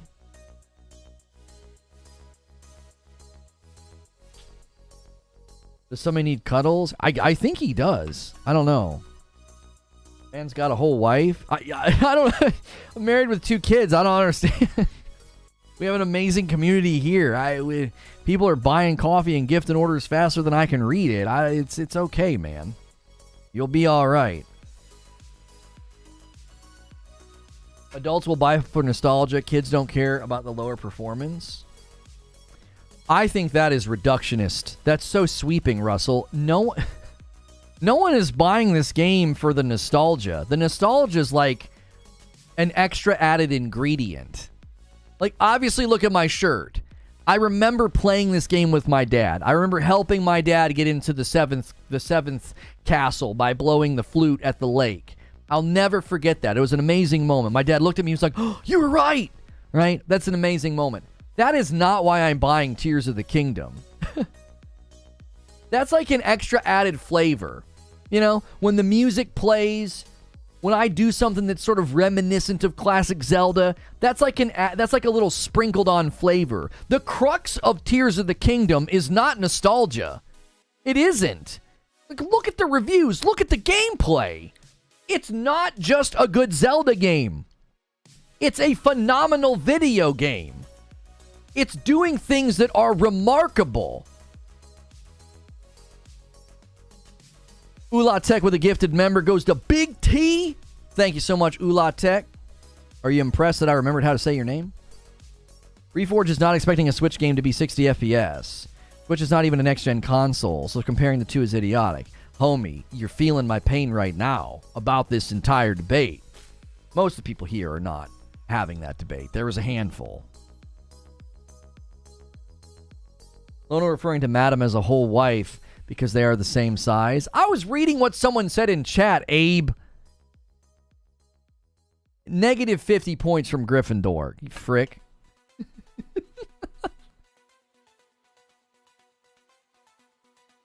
Comments on Nintendo in general buying consoles. Again, Russell, I always think that if we're going to reduce a person's decision down to one thing, that is unsubstantiated. You can't, like, that's so... Oh, what's that called? Sweeping reductionism or a sweeping generalization is a fallacy. That's what that feels like. It's just a sweeping generalization. How many Switches are in circulation? And you're like, yeah, adults bought it for nostalgia. Huh? What? No. They bought it because they love the games. Pokemon and Mario and Zelda. Yeah, it's all for nostalgia. Is it, though? Is it? Mario Kart is fun. Nostalgia wears real thin. I can prove it to you. Go play a really old game. I can play GoldenEye right now on my Xbox. And I'm going to tell you what. I played some PvP GoldenEye with my brothers when I was up in Ohio, and after about 45 minutes, the nostalgia, it wore off. I was like, okay, I've had enough. Nostalgia doesn't get you very far if that's the only thing the car is running on. It's general, not definitive. We buy Nintendo for the brand. There's typically, Russell, a litany of reasons that someone makes a purchase. Thank you so much, Big T, for 7 months. Community so generous, much appreciated. Oh, yeah, you just got to hit 7 months because of the community. Thank you so much for gifting that membership. Ula Tech. That's the only thing I'm trying to push against, Russell. Brand is based on past experiences, right? You will never get me to admit that people buy into the Nintendo ecosystem because of nostalgia alone. It is a factor. I'm not denying it's a factor, but you argued, you made a statement as if like that's why adults buy Nintendo, nostalgia. No. That's not why I bought a Nintendo Switch. I bought a Nintendo Switch because I thought the games looked fun. And they have been fun. Mario Party and Mario Kart have been a blast. Breath of the Wild's one of my favorite gaming experiences. It set think about what Nintendo did. I want you to really think about in the grand scheme of gaming history. I want you to zoom all the way out. Zoom all the way out. And you got original Nintendo, Coleco era to now, okay? And then I want you to zoom back in right here where Breath of the Wild influenced the open world genre at a time where the open world genre was getting stale and criticized for being bloated, repetitious, annoying, a nuisance. And Breath of the Wild says, we will elevate the genre. Beyond that, they influence one of the best games this generation, Elden Ring.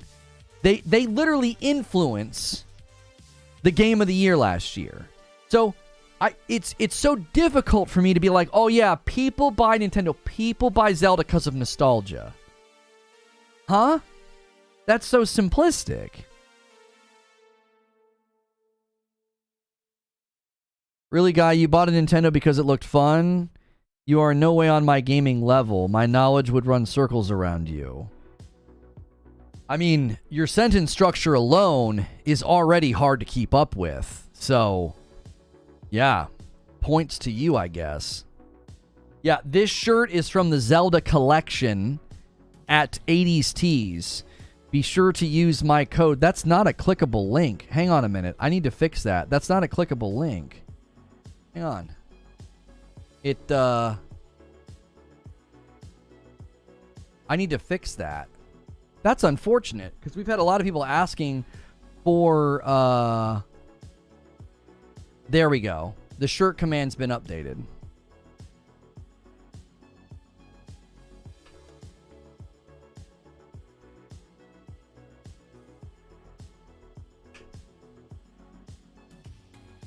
Lono, D-Real is an expert, and his knowledge runs circles around you.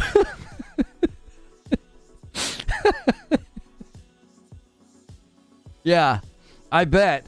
Like a dog running in a circle on a leash, you know? Certainly running circles around something. What do we got here? Elden Ring director Miyazaki said that while Elden Ring doesn't take inspiration from any one game in particular, he himself has been influenced by other open worlds, including Zelda Breath of the Wild, the Elder Scrolls series, and The Witcher 3. Right, like, you have to look at the history. You have to look at the history of games and look at what Breath of the Wild did. That's why when someone talks about Nintendo and says Nintendo, like when Cowboy did this, made a video saying that the Nintendo Switch is mostly bought for and played by children. You can prove that wrong with facts. That's just false. All you have to do is look at the number of logins clustered around 28 to 44-year-olds, and you see how silly that claim is.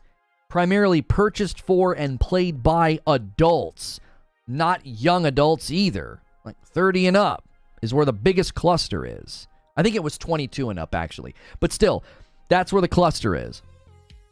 And when I see people say things like, well, people only buy Nintendo for nostalgia. Bro, put some respect on Nintendo's name. You're talking about a leviathan in the industry, an influential giant. They're not some chintzy little nostalgic, back to the old days, dreamy state gaming system.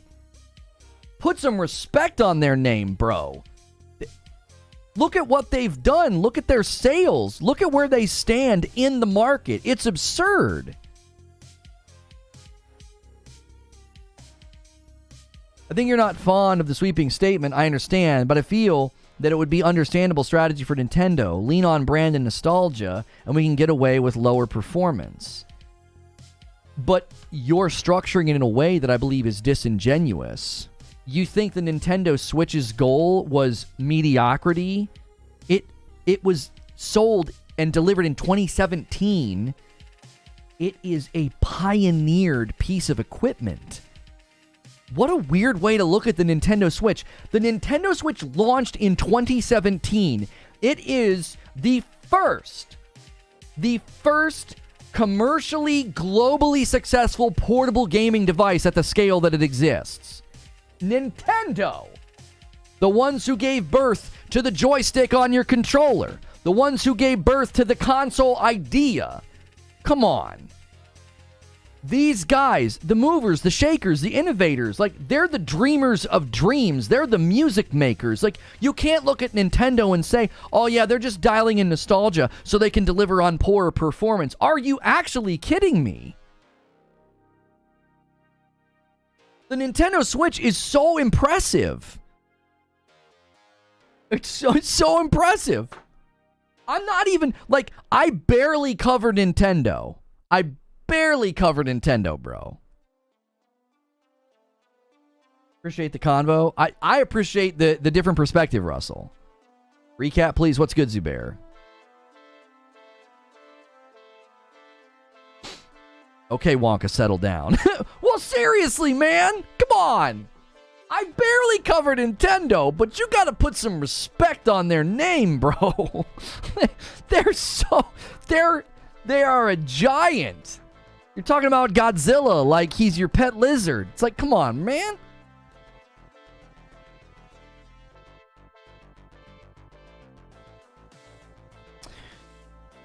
Reforge has been projecting his thoughts and opinions about Zelda as facts, which contradicts everything he said about Redfall. Do y'all understand this?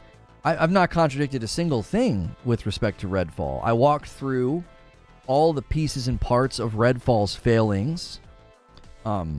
They've owned their failings. Phil Spencer owned the fact that Redfall failed to reach its creative vision. So, such an interesting battleground to choose. Redfall's so good. I mean, I'm surprised you're not playing it right now, just weeping with joy at its greatness. I respect them. I'm referring to people complaining about lower performance and always being behind. I'm trying to argue for Nintendo. Yeah, but Russell, I think some people are getting on top of a horse and talking about it like it should be a sports car. Maybe that's where you're trying to come from, and maybe we kind of passed in the night. The Nintendo Switch was never intended to be how people are judging it. It just isn't. It's being judged against standards and an ongoing emergent argument, because the argument and the standards and the consumer expectations of video games is an ever-moving target. And what people are trying to do is, what they're pulling is a form of chronological It's not chronological snobbery. It's kind of chronological buffoonery. You're looking like a buffoon. It's like, okay, we've come this far in our expectations as gamers and in hardware power. And I'm going to chronologically look back at the Nintendo Switch, a 6-year-old portable gaming device, and judge it like some buffoon. That I can't believe this game runs like this. I can't believe that you think that it wouldn't run like this.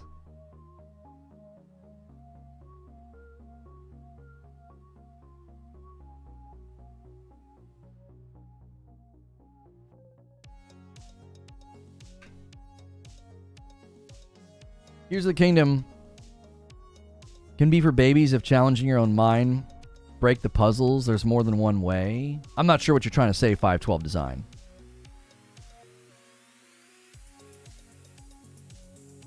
You need to go watch some of the people breaking the puzzles. Yeah, but what's the point that you're trying to make, 512?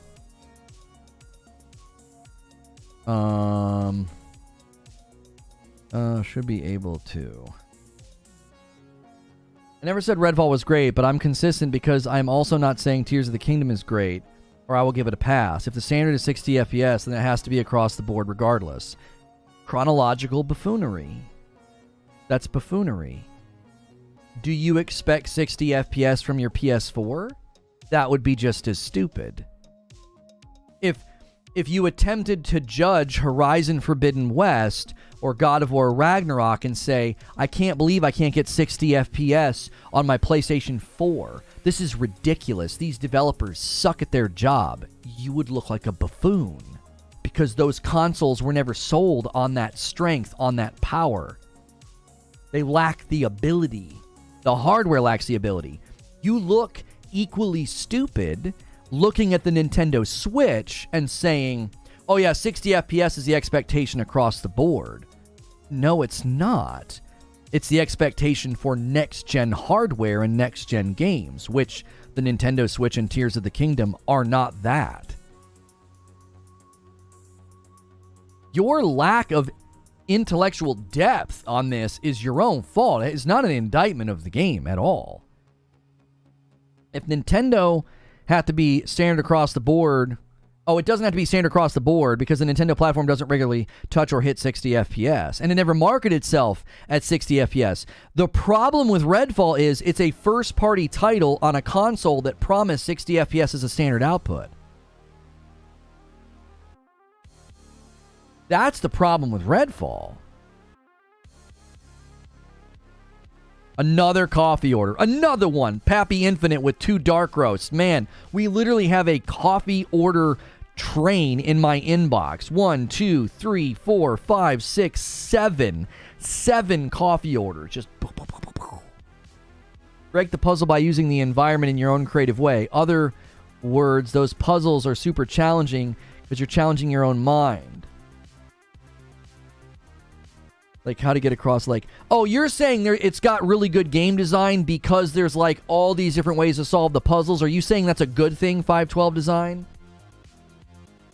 That sort of thing is in Tears of the Kingdom in every corner. It's not for babies.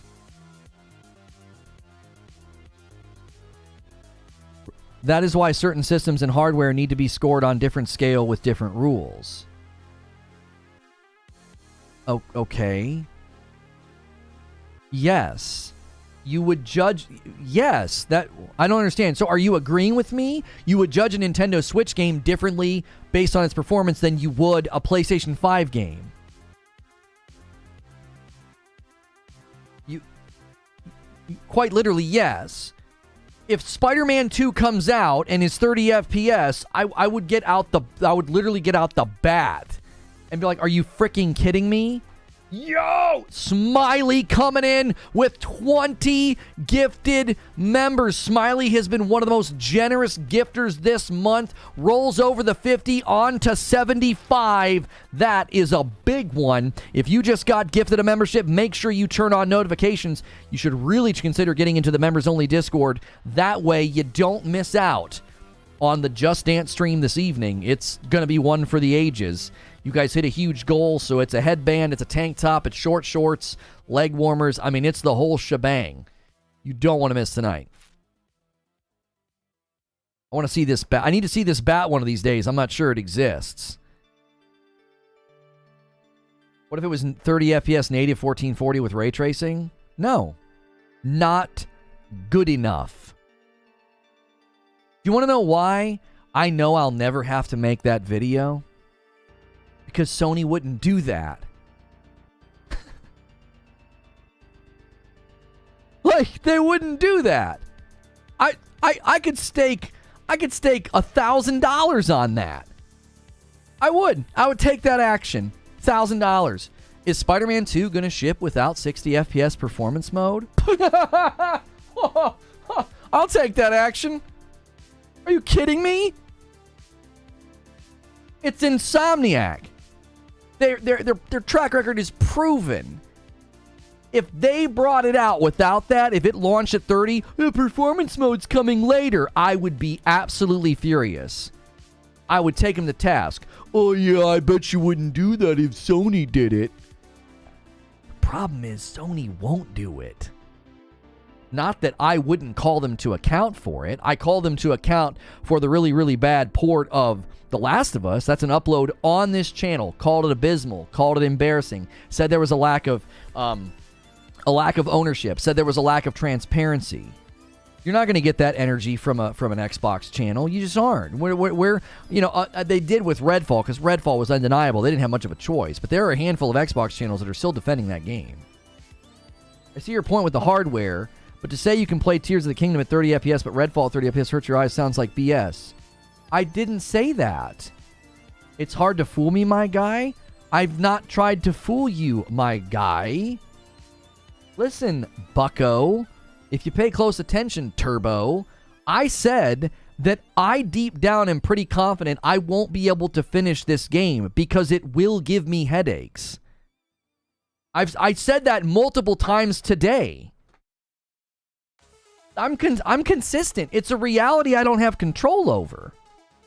I said maybe my really nice TV in the living room will make up for it.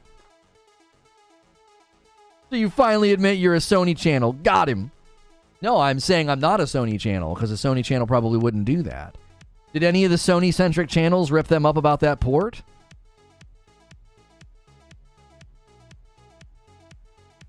I'll say it, says Zubair. I don't care how good it is. I'm not playing at 30 FPS.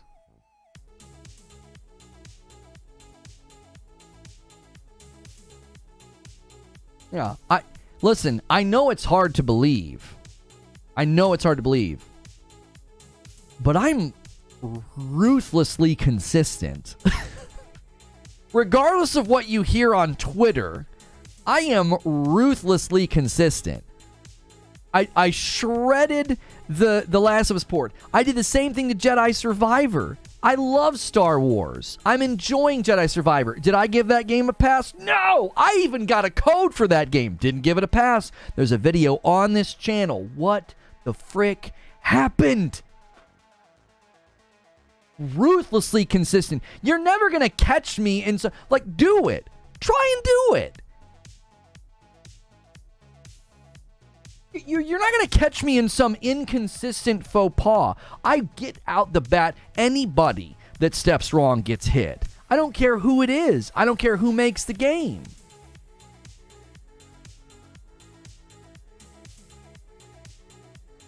I didn't even want to make the Jedi Survivor video. That one broke my heart. Was looking forward to that game for a super long time and got a code and everything. And I was like, I hate to do this. You know that GIF from Hot Fuzz where he's loading the shotgun and he's saying shame? It's a shame. That's how I felt making that video. I was like, it's a shame I have to do this. I got to take you to the woodshed. What the frick did y'all do to this game?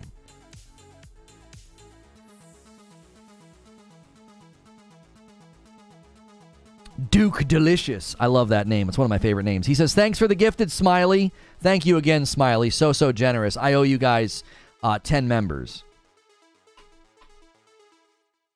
We always gift the members in the next stream because it gives you the most amount of time to hit the member goal. So I'll be gifting the members that I owe you in the gameplay stream. It gives you guys the maximum amount of time to gift members. Lono's been consistent this whole stream. I feel like some people are either trolling or just hearing what they want to hear at this point.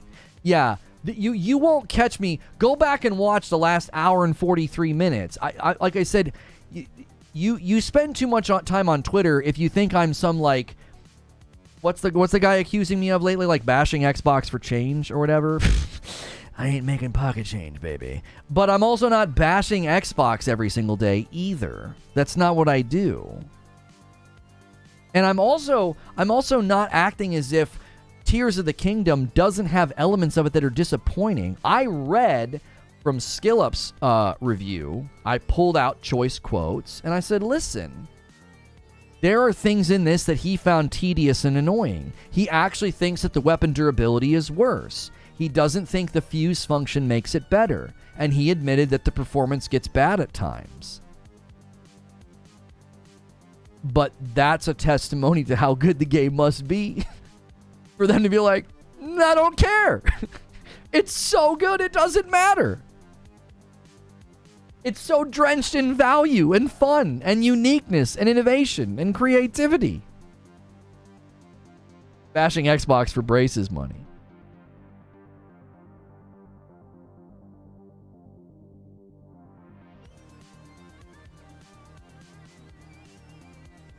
Most studies say that people's eyes can't tell the difference between 30 and 60 FPS.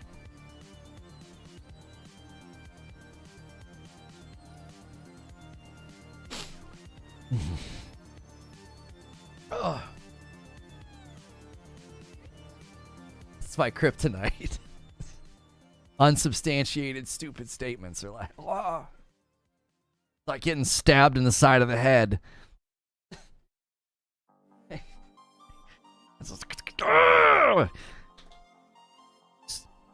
What studies? What studies, bro? It hurts. It really hurts, bro. It's, you know what it is? It's my brain instantly wants to be very unkind. My instinct is to be a jerk. And I'm like, you're so stupid. You're just an idiot. Okay, we're not going to do that. What studies?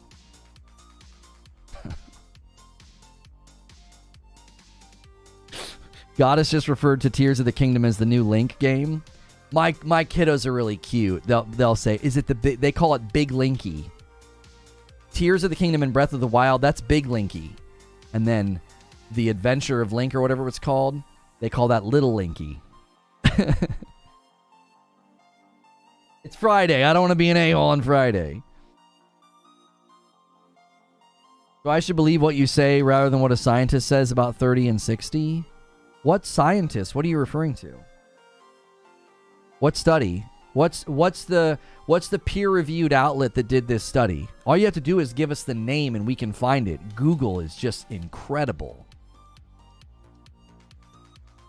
What peer-review outlet did a study where they found people can't tell the difference between 30 and 60 FPS? You said studies plural, so, give us a couple. Give us a couple. One or two. We're all here, man. We can't wait to see this.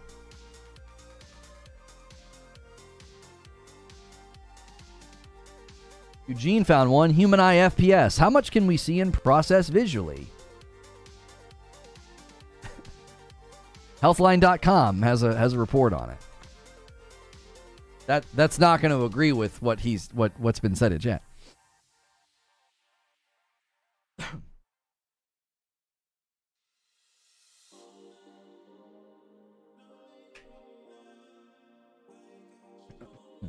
Sounds like Twitter talk. Just trying to sell his Series S.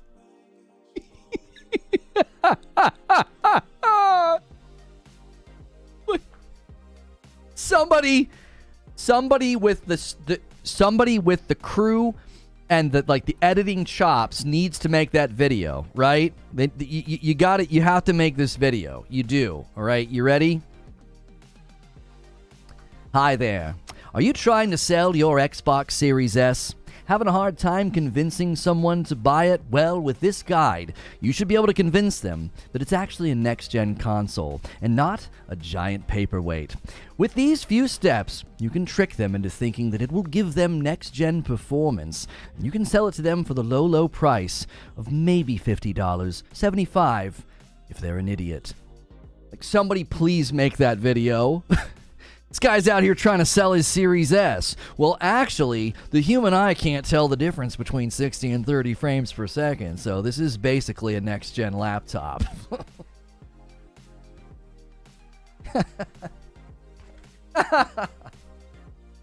Come on. Come on. It's like, please. Please, somebody. Somebody buy this. I won it in a raffle and I don't want it anymore.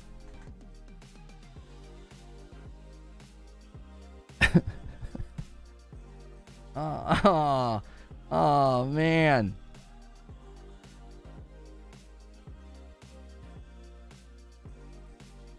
Hang on a minute. We can do our own test, chat. Here we go. Oh, it's perfect. The human eye can't see the difference between 30 and 60 FPS. As you can see in this test here, with 15 FPS on the bottom, and hang on a minute. Let's just do 2. Can we just do 2? There we go. Well, it's remarkable. It's truly remarkable. It's a thing of beauty. Never seen any. I can't tell the difference, Bob.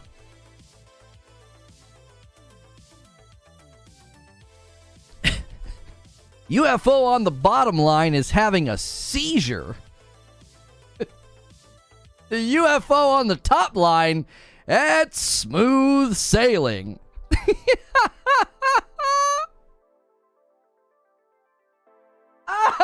You Weezy like, stop. I'm begging you. I'm begging you. Guys, what's the problem? Guys, the human eye can't tell the difference.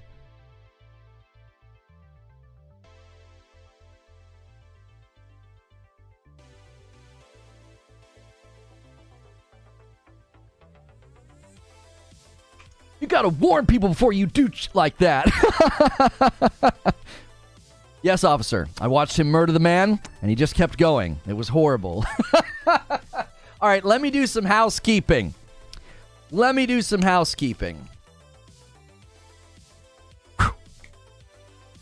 According to Creature, with respect to the coffee, orders will be stopped today at 12 p.m. Eastern. That was 18 minutes ago. I believe orders are still available. But orders will stop at some point today.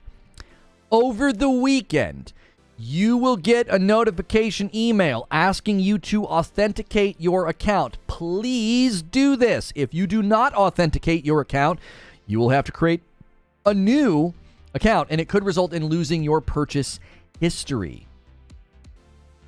Okay? Next week will be the end of the current sale on the Frickmas Blend and the Light Roast. Normal pricing will resume on May 22nd. Well, okay. I didn't know we were doing that.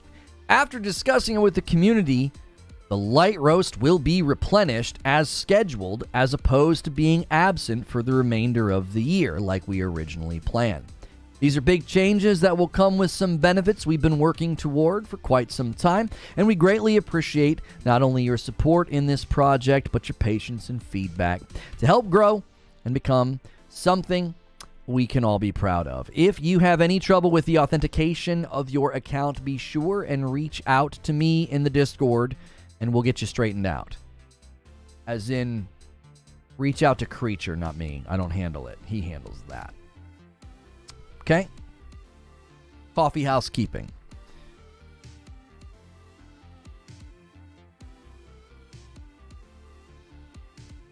Jim Bob. Well, with a name like Jim Bob, can you expect anything more, Wheezy?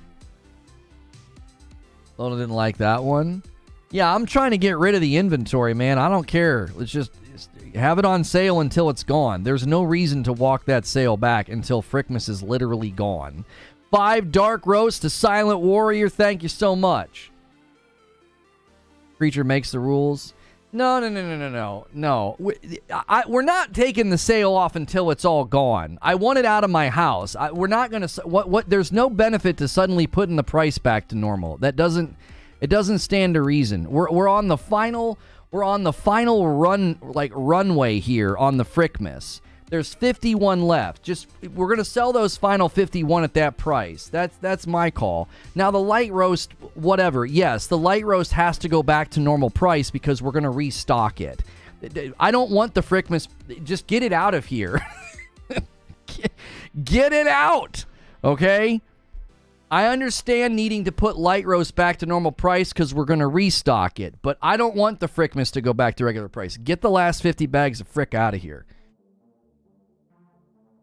I want those boxes empty. I want them empty. I can just imagine Lono covered in coffee bags walking into his living room. Just laying down in them. Right?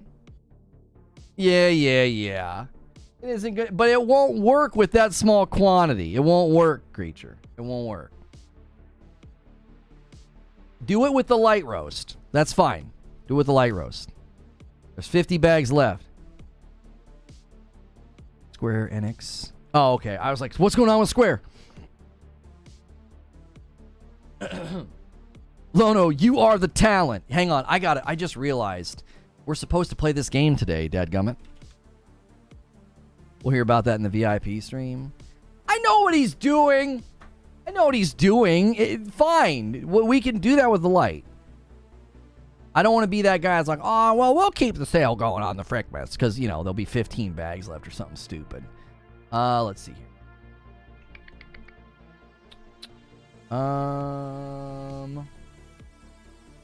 Where's my stream holding room? Oh, there it is. Okay. And okay. Oy.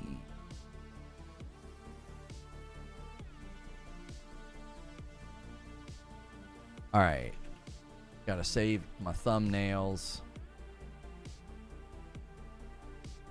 Wait. Dadgummit. Messed it up. We need that word in there.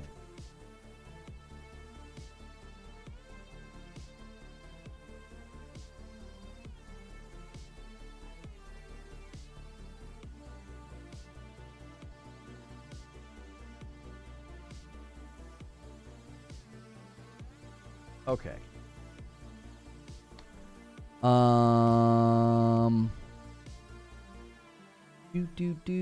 There we go. Zelda Tears.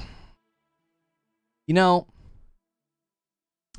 more and more it's debated about, the more and more I feel like a better name would have been like Tears of the Fandom. Am I right? Or am I right? Tears of the Fandom. Xbots and Sony ponies unite in their bewilderment, befuddlement, confusion, and anger about Tears of the Kingdom.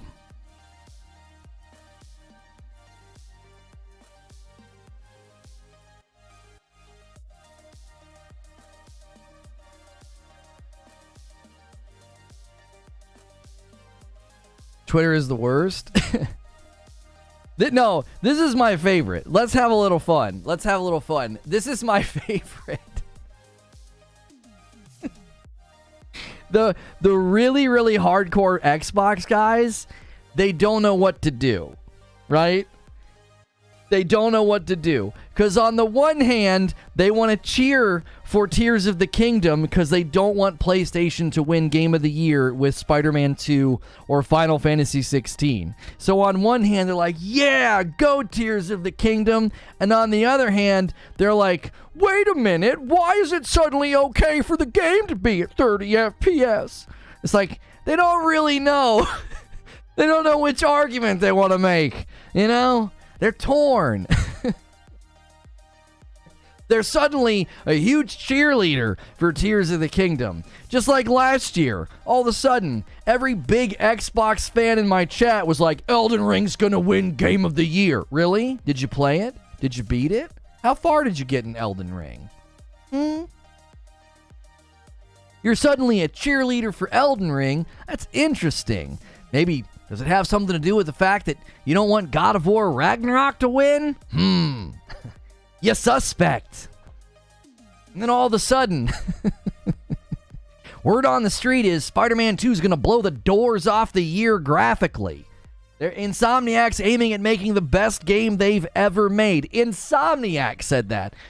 But we got to make sure to cheer for Zelda. Can't have a PlayStation win. And then you turn around and you're like, wait a minute.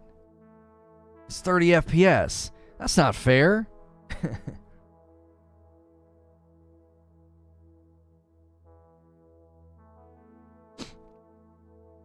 I think Starfield has a huge mountain to climb. I agree with you. Mashreek, I don't think Starfield stands a chance for Game of the Year. I don't. I really, really don't. I think it's gonna, even at its best, I don't know. I don't know. Listen to me. There's a possibility, because we're hearing like id Software came in August of last year to help with the shooting, because that was one of the biggest takeaways from their gameplay reveal, was that the shooting looked just awful, and all the people that said it's not a shooter, it's a shooter. And so they brought in id Software, allegedly brought in id Software to help with the shooting, okay? I mean, I'll be honest with you.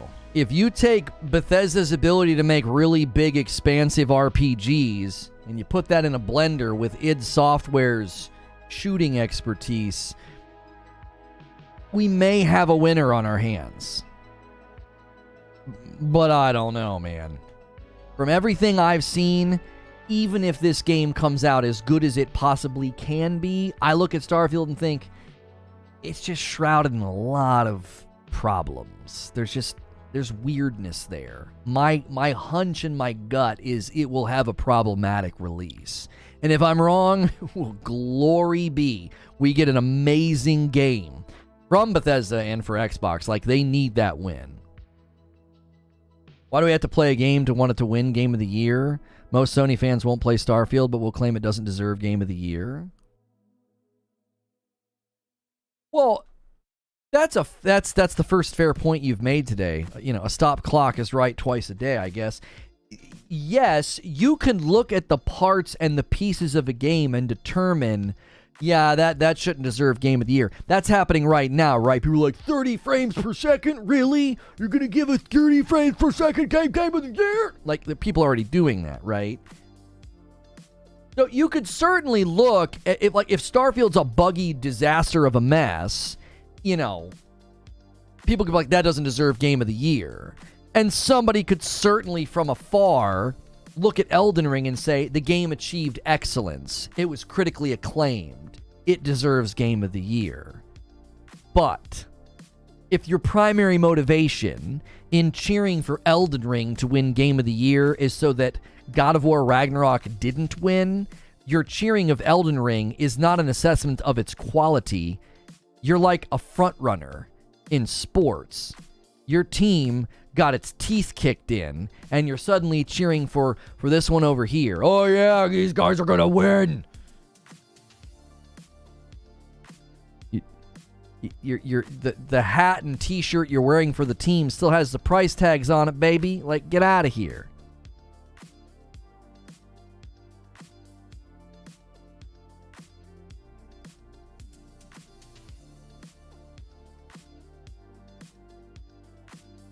I'm a Sony guy 100%, but I just said Tears of the Kingdom is taking it. I can be a fan and still be logical. Here's what I want. I want it to be a toss-up.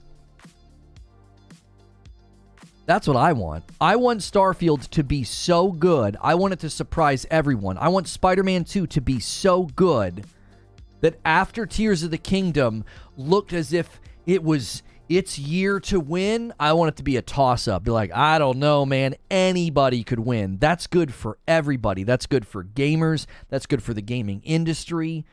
That's a huge, huge bolster to confidence for the Xbox ecosystem and the fan base. That's what I want.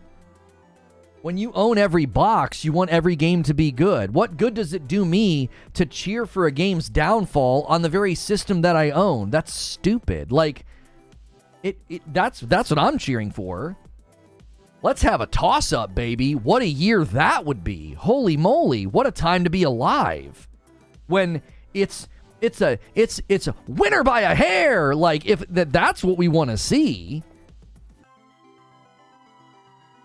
So when you cheer for another game to lose or to fall on its face, like, you're not a fan of gaming. Like, you're a tribalistic fanboy. Like, that's not, you know what I'm saying? You're not a fan of gaming. Somebody said it on Twitter. They're like, I think a lot of y'all aren't a fan of games or gaming. You like to fight and like to have fan wars. That's what they become a fan of. It's like their sport. It's like their sports team. You know what I mean? It's their sports ball. Is simping for a console on Twitter.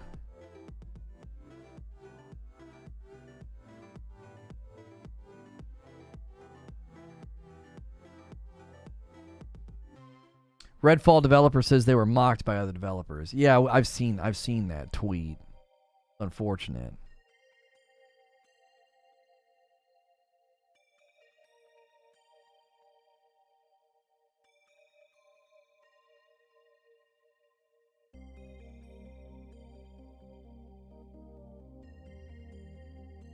It's stupid, but hey, that's what y'all ponies do. I don't get it at all.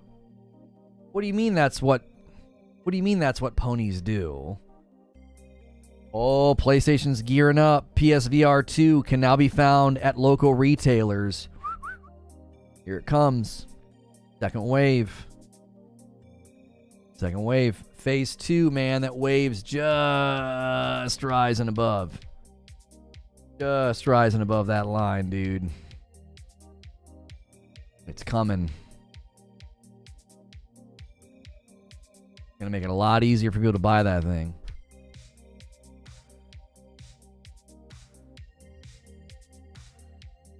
There's too much weight on the shoulders of Starfield. Even if it's perfect, it'll never live up to the hype.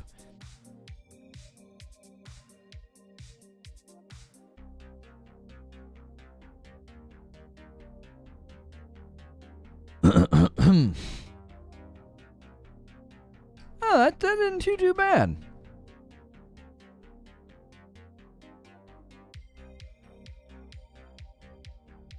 Need Amazon to list it? Well, that'll certainly help it for sure.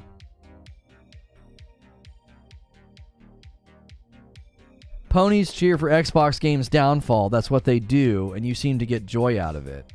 I seem to get joy out of it? See, here's the problem with folks like you. You think I'm like you, and I'm not. That's your fatal mistake. I've not once gotten joy out of cheering for a game's downfall. I have spent more time defending and cheering for Starfield. I defended it against when people said, you can't land on the planets. It's not enough, like, you know, all of a sudden. First, I defended it against being a No Man's Sky clone. Oh, it looks like a No Man's Sky clone. I'm like, no, it's not. Then when you couldn't land on the planets, oh, suddenly that was a problem. Right? Then I defended the NPCs. I still will defend the NPCs. Right? I saw a video of a guy trying to claim things about the NPCs in Starfield, and he was comparing it to Horizon Forbidden West. And he was like, it's fair to compare these games. No, it's not. Talk about a false equivalency. Horizon Forbidden West is not the game that Starfield's attempting to be. With the insane number of dialogue lines, that then therefore requires an insane level of automation for the NPCs. Comparing Starfield to Horizon Forbidden West is quite literally one of the dumbest comparisons you could make. They're not at the same level. The sheer quantity, the quantitative difference between Horizon Forbidden West and Starfield with dialogue options and RPG experience and experimentation that then therefore requires a massive quantitative endeavor of automation and NPC design, you can't compare them. You just make yourself look dumb when you do. I've spent all that time defending Starfield. So again, saying like I take joy from cheering for a game's downfall, I think you mistake vindication with joy. Because I tried to warn people that something was wrong with Redfall, and people spit in my face and called me names and attacked me. And then when I'm proved right, yeah, I do. I take a lot of joy in that vindication. Because frick you for attacking me and my community over observations about a video game. I made observations about Redfall, and I was mercilessly attacked. And I was right. So go run to your PR spin doctors who said Redfall was amazing and fun, and check out this montage. Go run to the untrustworthy propagandists. Like, go run to them. Because I don't do that here. And even in my defense of Starfield, I've said, these are my concerns about its performance. These are my concerns about where it's going to fall short. Yeah, and my concerns about the Series S continue to be proven true. I'm not cheering for the platform's downfall. I just make observations. I call them how I see them. And I get hate for doing that. And then when I end up being right, you want to act like, oh yeah, you're cheering for a game to fail. Nope. No. All I did was make observations.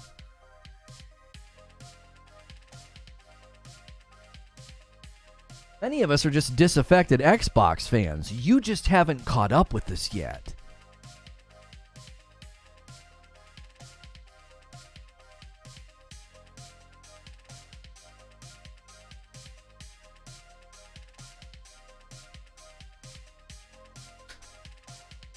That's the issue.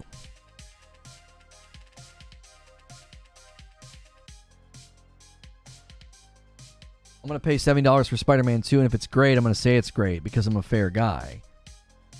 That has nothing to do with the conversation. That and that's acting as if I won't do the exact same thing. Like, what, you think you're special because you're going to buy a game and be honest about if it's good or not?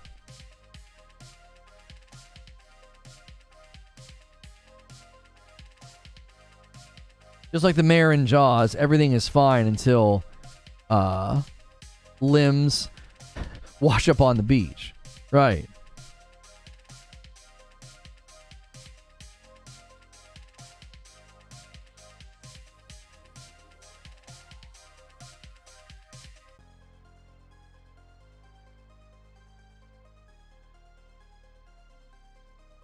Trying to take shots at this point? Stop playing with your food? Alright. Didn't cross enough lines. That's a stay of execution. He didn't cross enough lines.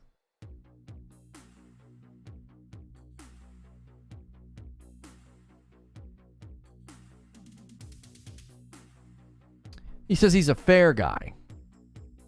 This is one of those times getting one guide is okay. Yeah, I was allowing it. I was allowing it. You know? Okay.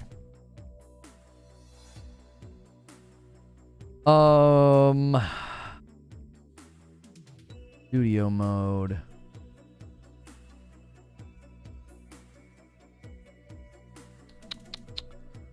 Let's see here. We got to get ready to go to gameplay. I'm going to gift the members in gameplay, so I give you guys up until the very last moment to gift members. Obviously, if you're like, I don't want spoilers, you know, probably hang out for 15 or 20 minutes and not really risk that. You monopolize the stream? I don't agree with that at all, Dan. I think we had a really good back and forth about game quality and game judgment and how people can say one game is good and one game is bad and the different contexts and things like that. I think it was a completely fine discussion because I'll be honest with you, sometimes it's worth yanking up somebody to the podium who's going to say a bunch of ignorant stuff, right? And when he does that and I refute it and I argue it down, that empowers everybody else listening to do the same thing, because you're going to encounter it in this chat, you're going to encounter it on Twitter, in your own chats with your own friends, right?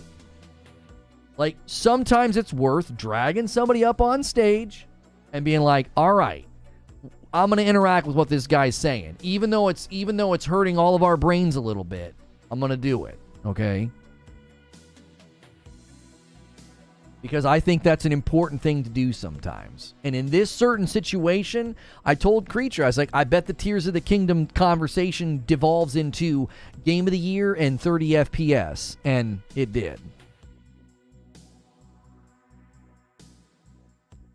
Tactical Gamer with a month. Great conversation today. You have a solid product. Thank you very much. I appreciate that. I'm getting ready to switch gears here. I'm gonna send out the tweet, and then I'm going to use the restroom really quickly first.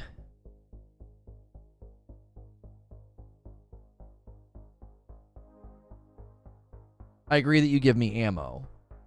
Right, and that's a service to the community. You know, I patiently and about as charitably and as kindly as I can slowly dismantle arguments that I think are empty and bad. Right? So that I'm gonna do that sometimes. And you might think like, oh man, chat kinda got flat tire today or whatever. Don't worry about that. Don't worry about that. It shows that I'm willing to listen to alternative viewpoints. It shows that I'm willing to debate and argue with people who don't see things the way that I do, right? Instead of us all sitting here and being like, yeah, here. Yes, I agree. I let somebody get up and get on the mic. I saw an amazing clip yesterday where a guy did that. He was letting all these different people, in a college classroom, he was letting all these different people argue different points. And I thought it was excellent. All right, let's check out the gameplay.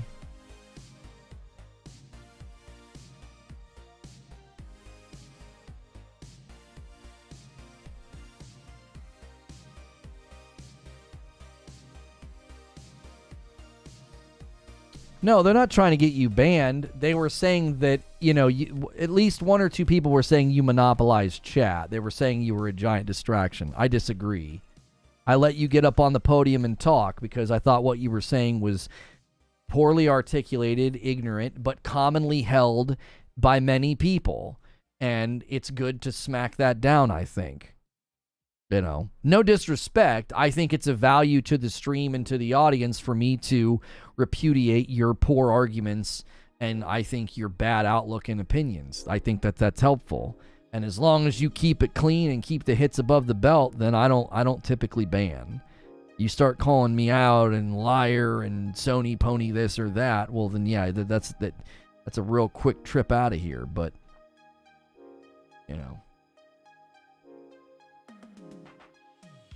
If an argument can be dismantled, it's a weak argument, but don't confuse that with an argument that has to be countered. Arguments that have to be countered are strong arguments that require strong counters.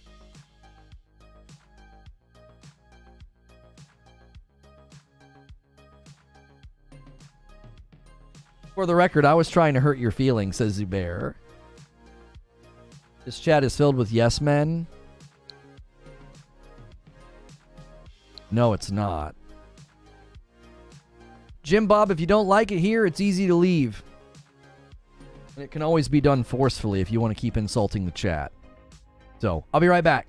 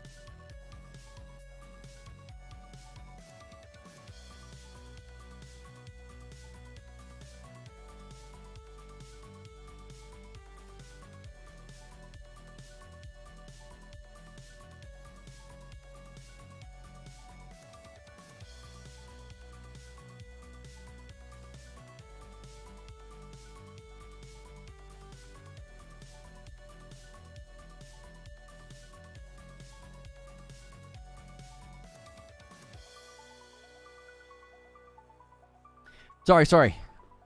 Oh. Okay. Sorry about that.